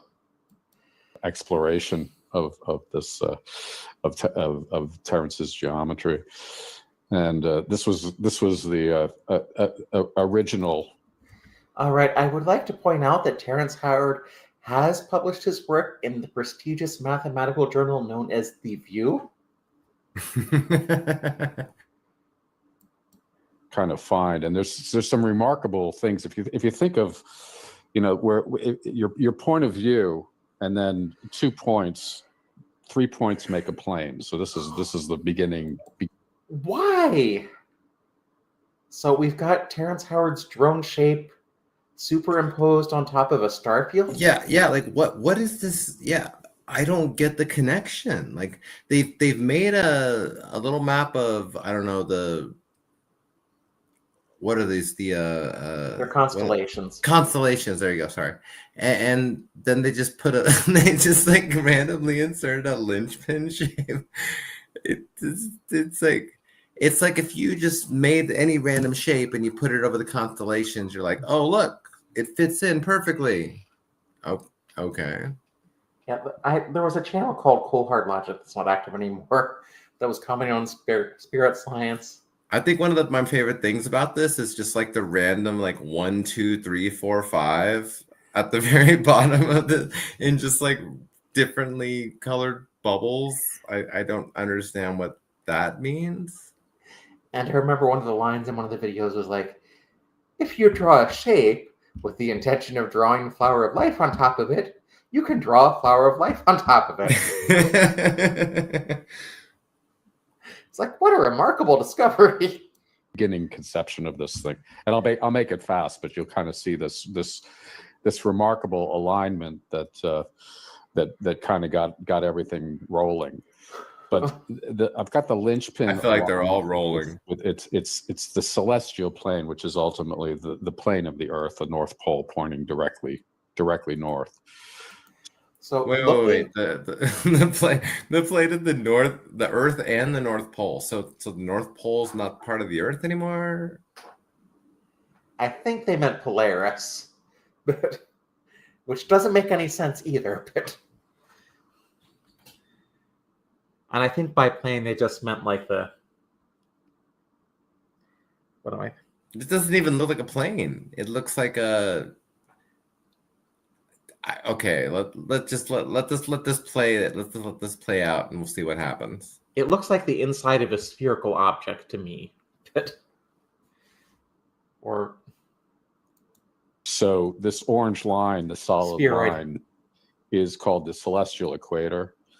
And if I do the alignment, and if you think of your eye as one point, and then these two, they're the inert. Terrance refers to these as the noble gases. So he has to go. Oh, Terrance refers to these as noble gases. This guy, and he's stumbling over his words too. Like he doesn't know what to say because it doesn't make sense. Well, I mean, if you had media training, you would know at that point is if you have a script, just read it and don't try to make sense of it. But I don't think Terrence Howard provided him with a script. At any of these vertices of these pentagons. So they line. Hey, I think that's the first time they used that word correctly. They line directly up with that plane, right? So yes, you drew those points so the shape would line up with the celestial crater. Yeah, you're exactly what you said before. It's like if we draw a line directly through this shape, oh my God, look, there's a line through this shape. It's circular reasoning. It's like you put it there. You put it there, so of course it's there. It's like you drew the line with, yeah, sorry. It's ridiculous. You drew the line with the intention of putting the shape on top of it. So, but then, like, I was just playing around with it because, you know, he was pointing in a direction, but it's like, well, what happens if we do X, Y, and Z here? And then I'm seeing that this one, if you take these 2 points and then your eye point, this Your is eye this point? is the active plane. Right? Yeah, I don't know what that means either. On the other hand, I think I've seen this science fiction show. Wasn't a very good one. And one of the physicists that I've been associated with in the past, Eugene Bagashoff, was finding this alignment from a different angle. And it's like, I wonder if how the linchpin rolls with this kind of idea, right? So here's an interesting alignment here, right? But the one You're just moving a shape on a screen. it really surprised me. But if we look at let me get it here, yeah. So this one ends up lining up with the ecliptic as well. So What does that mean? This one here. The ecliptic does have meaning in astronomy. I think it's just this line right here. Well, here's what's lining up, because I'm seeing them rotate this in like 3 dimensions. I don't see anything lining up. The green line I thought was like passing through the linchpin. Now it's not. I thought the orange line was passing through the linchpin. Now it's not. So But I don't know what's going on here. they keep rotating, and if they keep rotating like the linchpin shape or just moving it, eventually some point is going to line up with one of the lines they have drawn. It's like the dotted line is actually lining up with this part down here where the mouse is. It's like, yeah, lines line up with other lines. Incredible.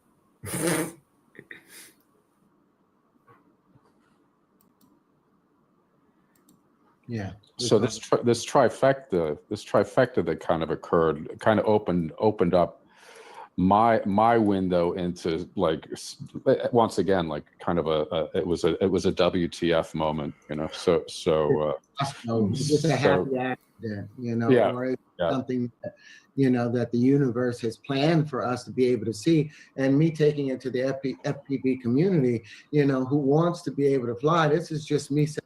But again, do you think your drone is going to fly in space? What are the propellers gonna propel based on? There's no air in space.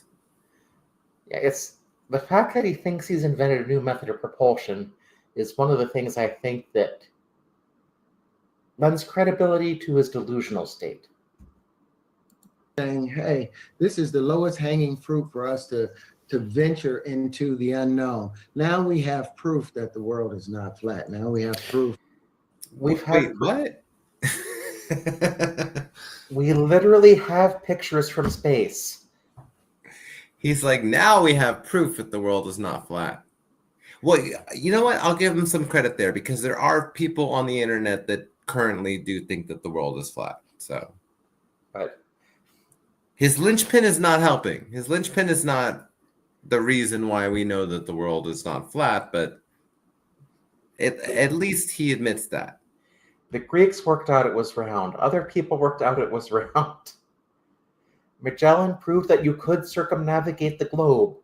There you go, Magellan, right? It was not Christopher Columbus. He said Columbus earlier.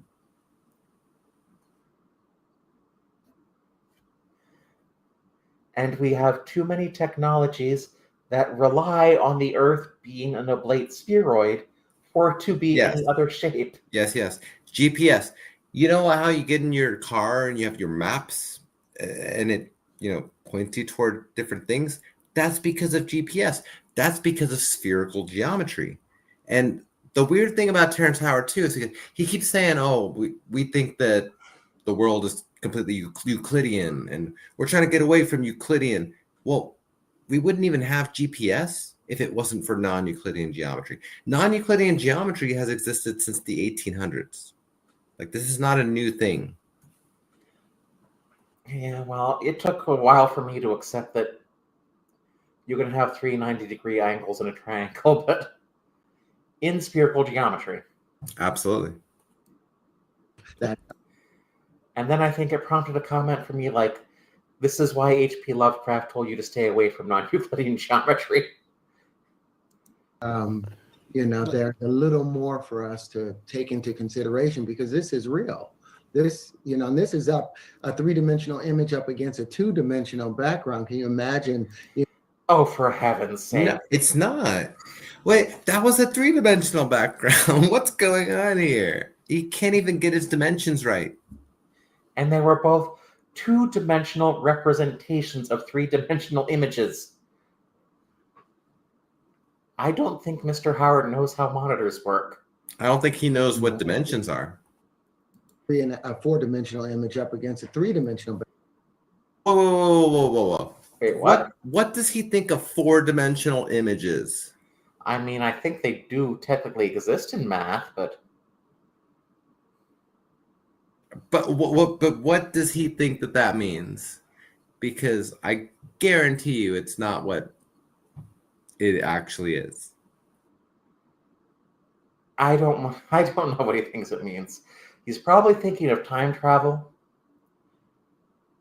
where basically Einstein theorized that space-time is. I think his outfit is 4-dimensional. By the way, I just love the collar, the vest. It's great. I think it's someone trying to say, how can I look like I'm not dressing up while trying to dress up? Because honestly, it has a very casual look, but it looks like he's trying not to be.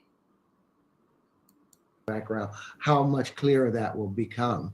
But I say all of this for anybody that might be questioning, is it worth your time or not? You know, well, I guess It's you'll not. see. And It's not. It's not worth the money. $25,000 to try to build a drone, and besides all the space shit, which you know what, I think that like the actual drone engineers and designers that like tuned into this original live stream have completely zoned out now, because they've been talking about, you know, the galaxy and Saturn and whatever the hell in his Blender animations.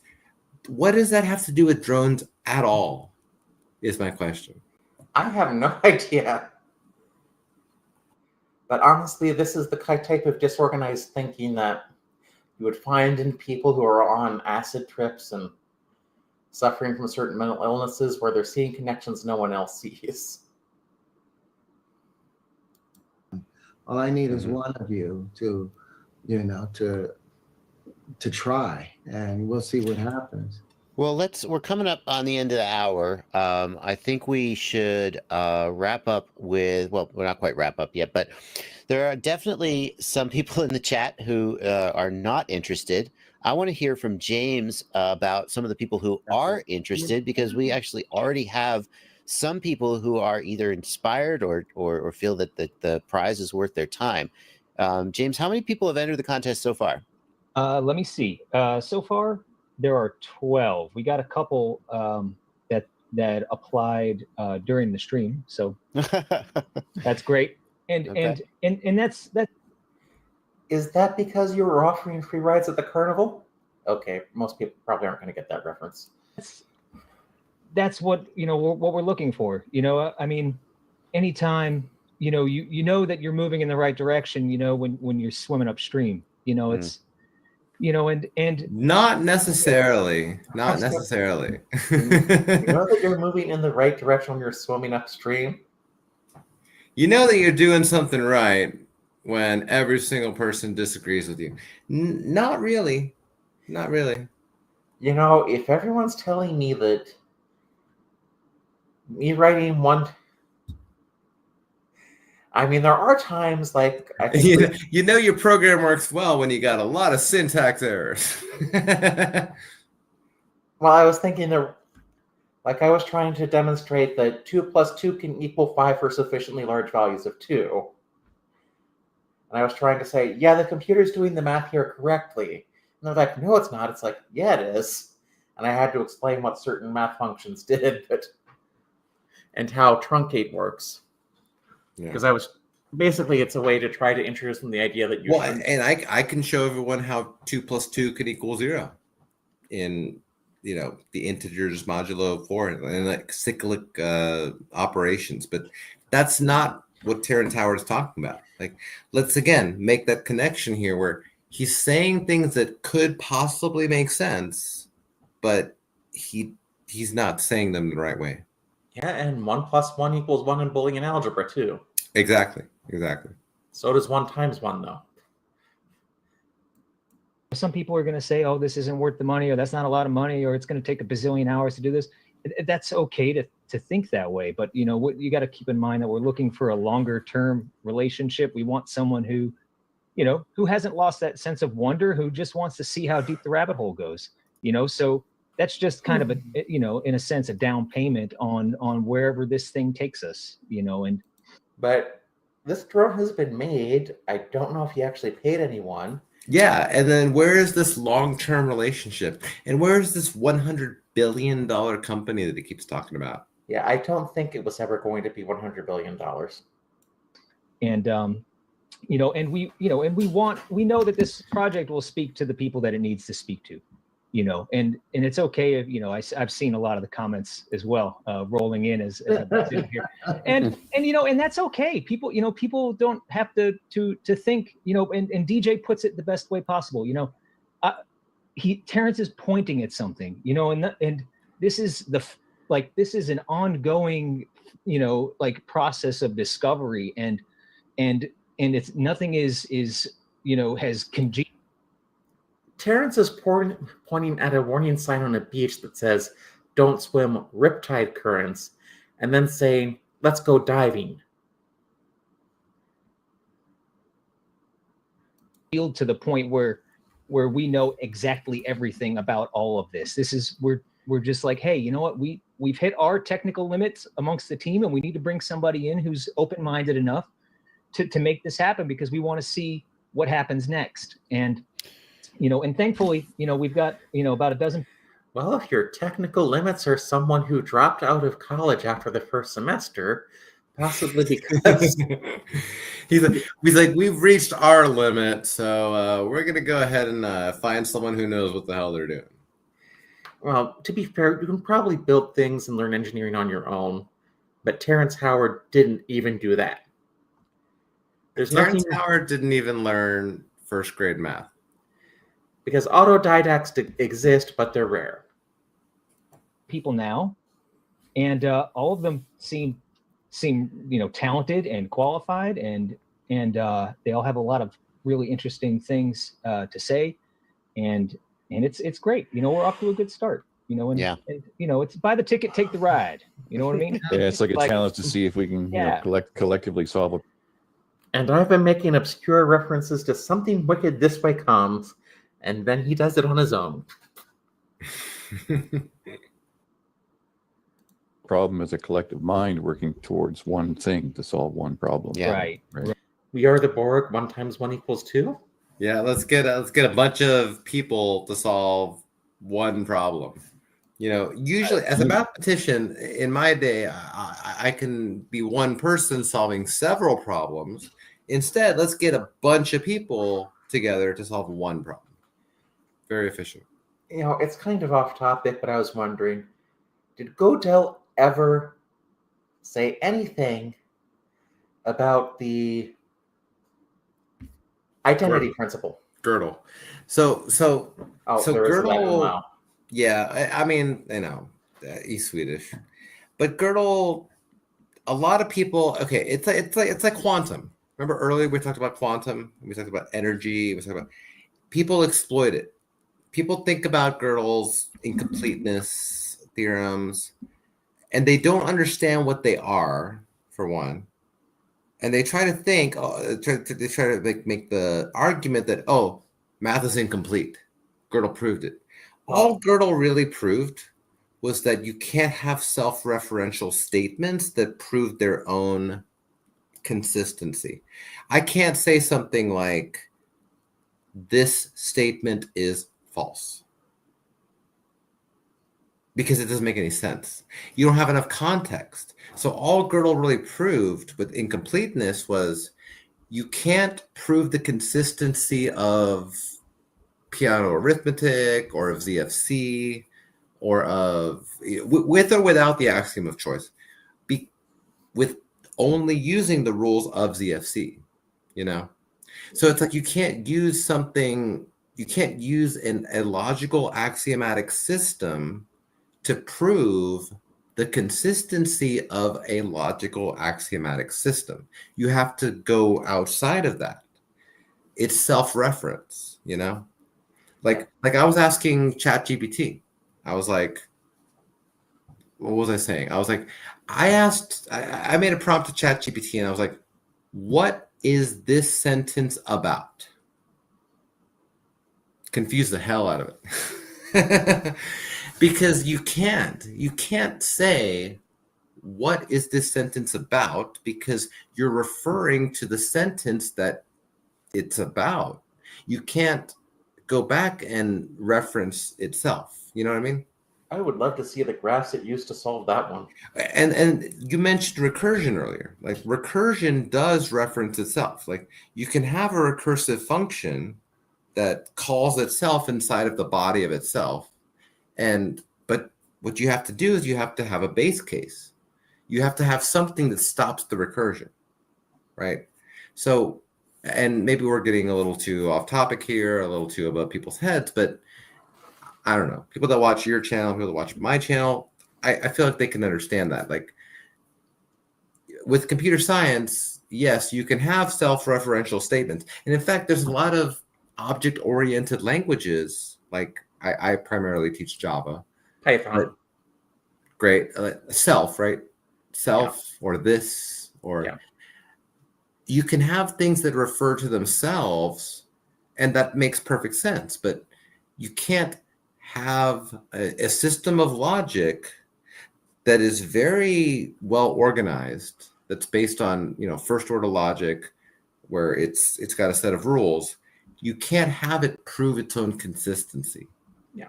So all Gödel really said was, we can't prove the consistency of something by using only that thing. And I was just asking because Terrence Howard said it's like, Gödel said, like, complained about the incompleteness theorem, or sorry, not the incompleteness theorem, the identity property. I'm like, I could not find anything that says he even talked about it. No, not at all. The identity property is very well established. And the identity property, it's so funny because he complains so much about the identity property. There's actually two identity properties in mathematics. There's the fact that anything times 1 equals itself. Yeah, the identity. Yeah, which is the identity property of multiplication. For multiplication, yeah. And then there's the fact that anything plus 0 equals itself. And if you ask a child, you know, let me just say apples, because everyone always says apples. I'm like, if I have if I have 1 apple and I add 0 more apples to that bundle of apples, how many apples do I have? Well, you still got 1.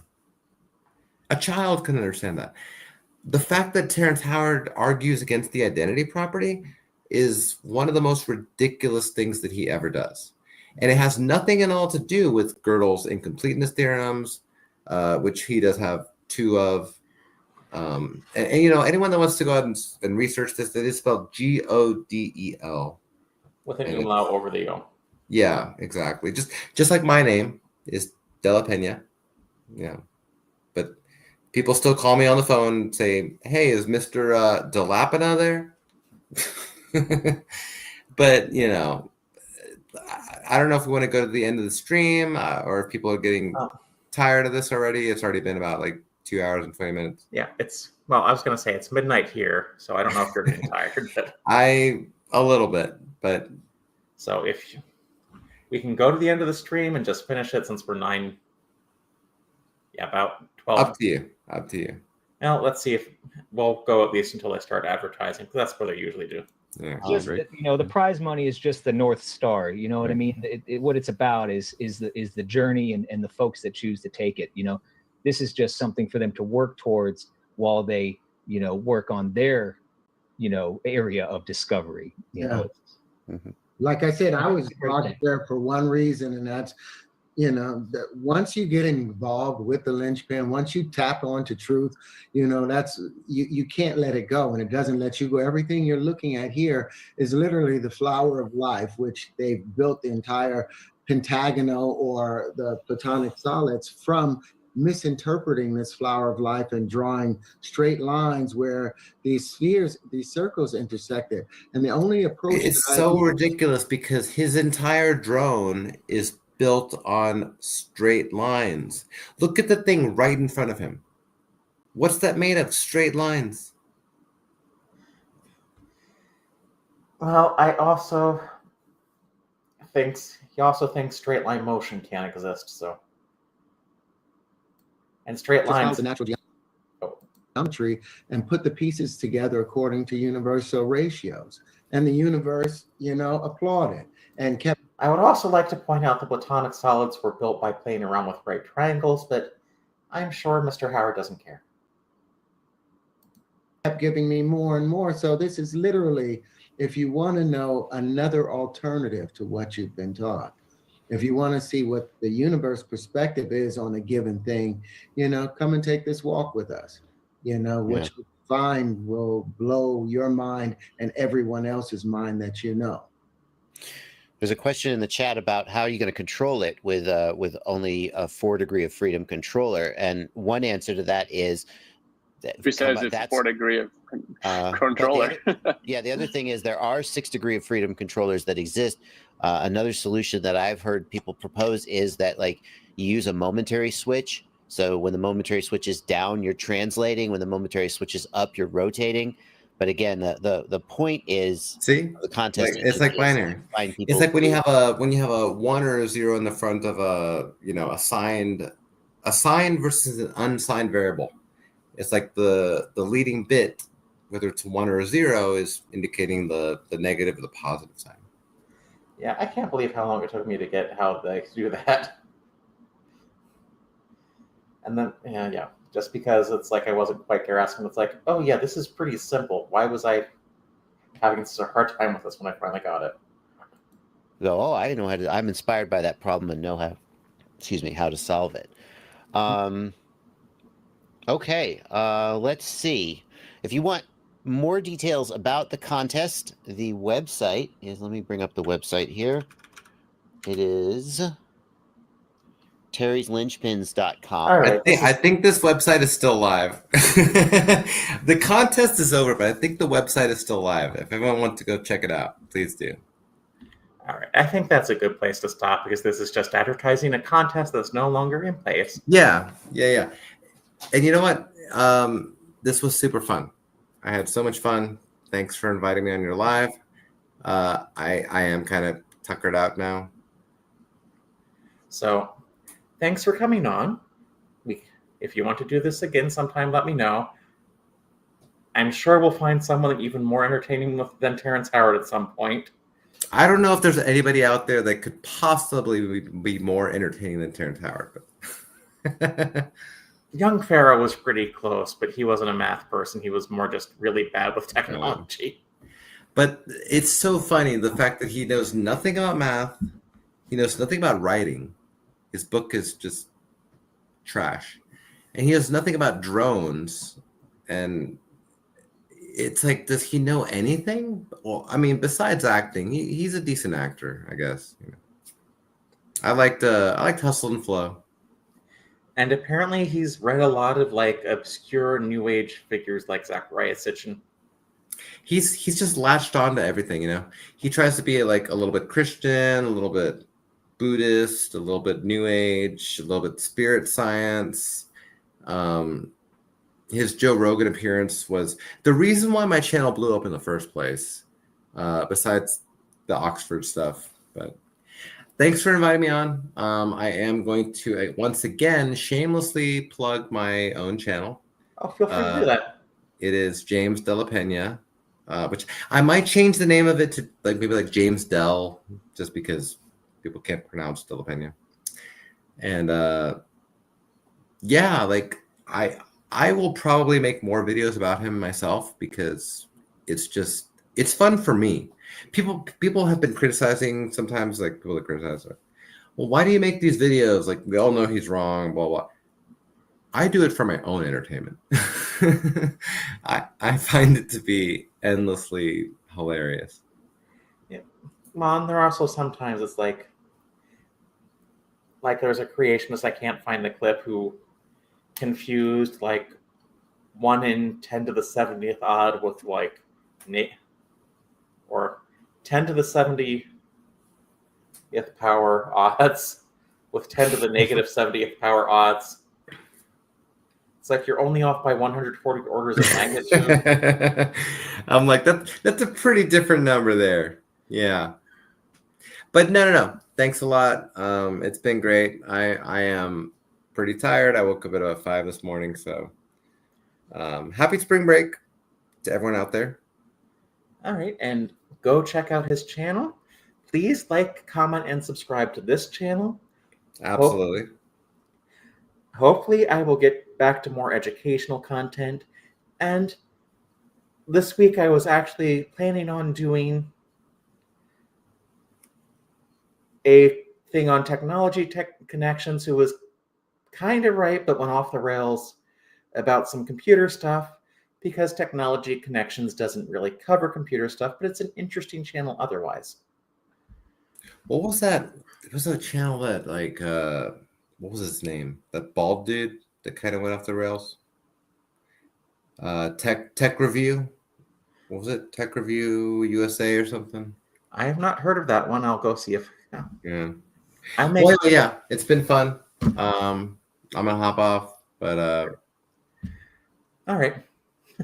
this has So- been this has been very fun. And I wish you the best of luck. And I'm gonna try to get some sleep this break. And go out and write some code. Go ahead and write some code.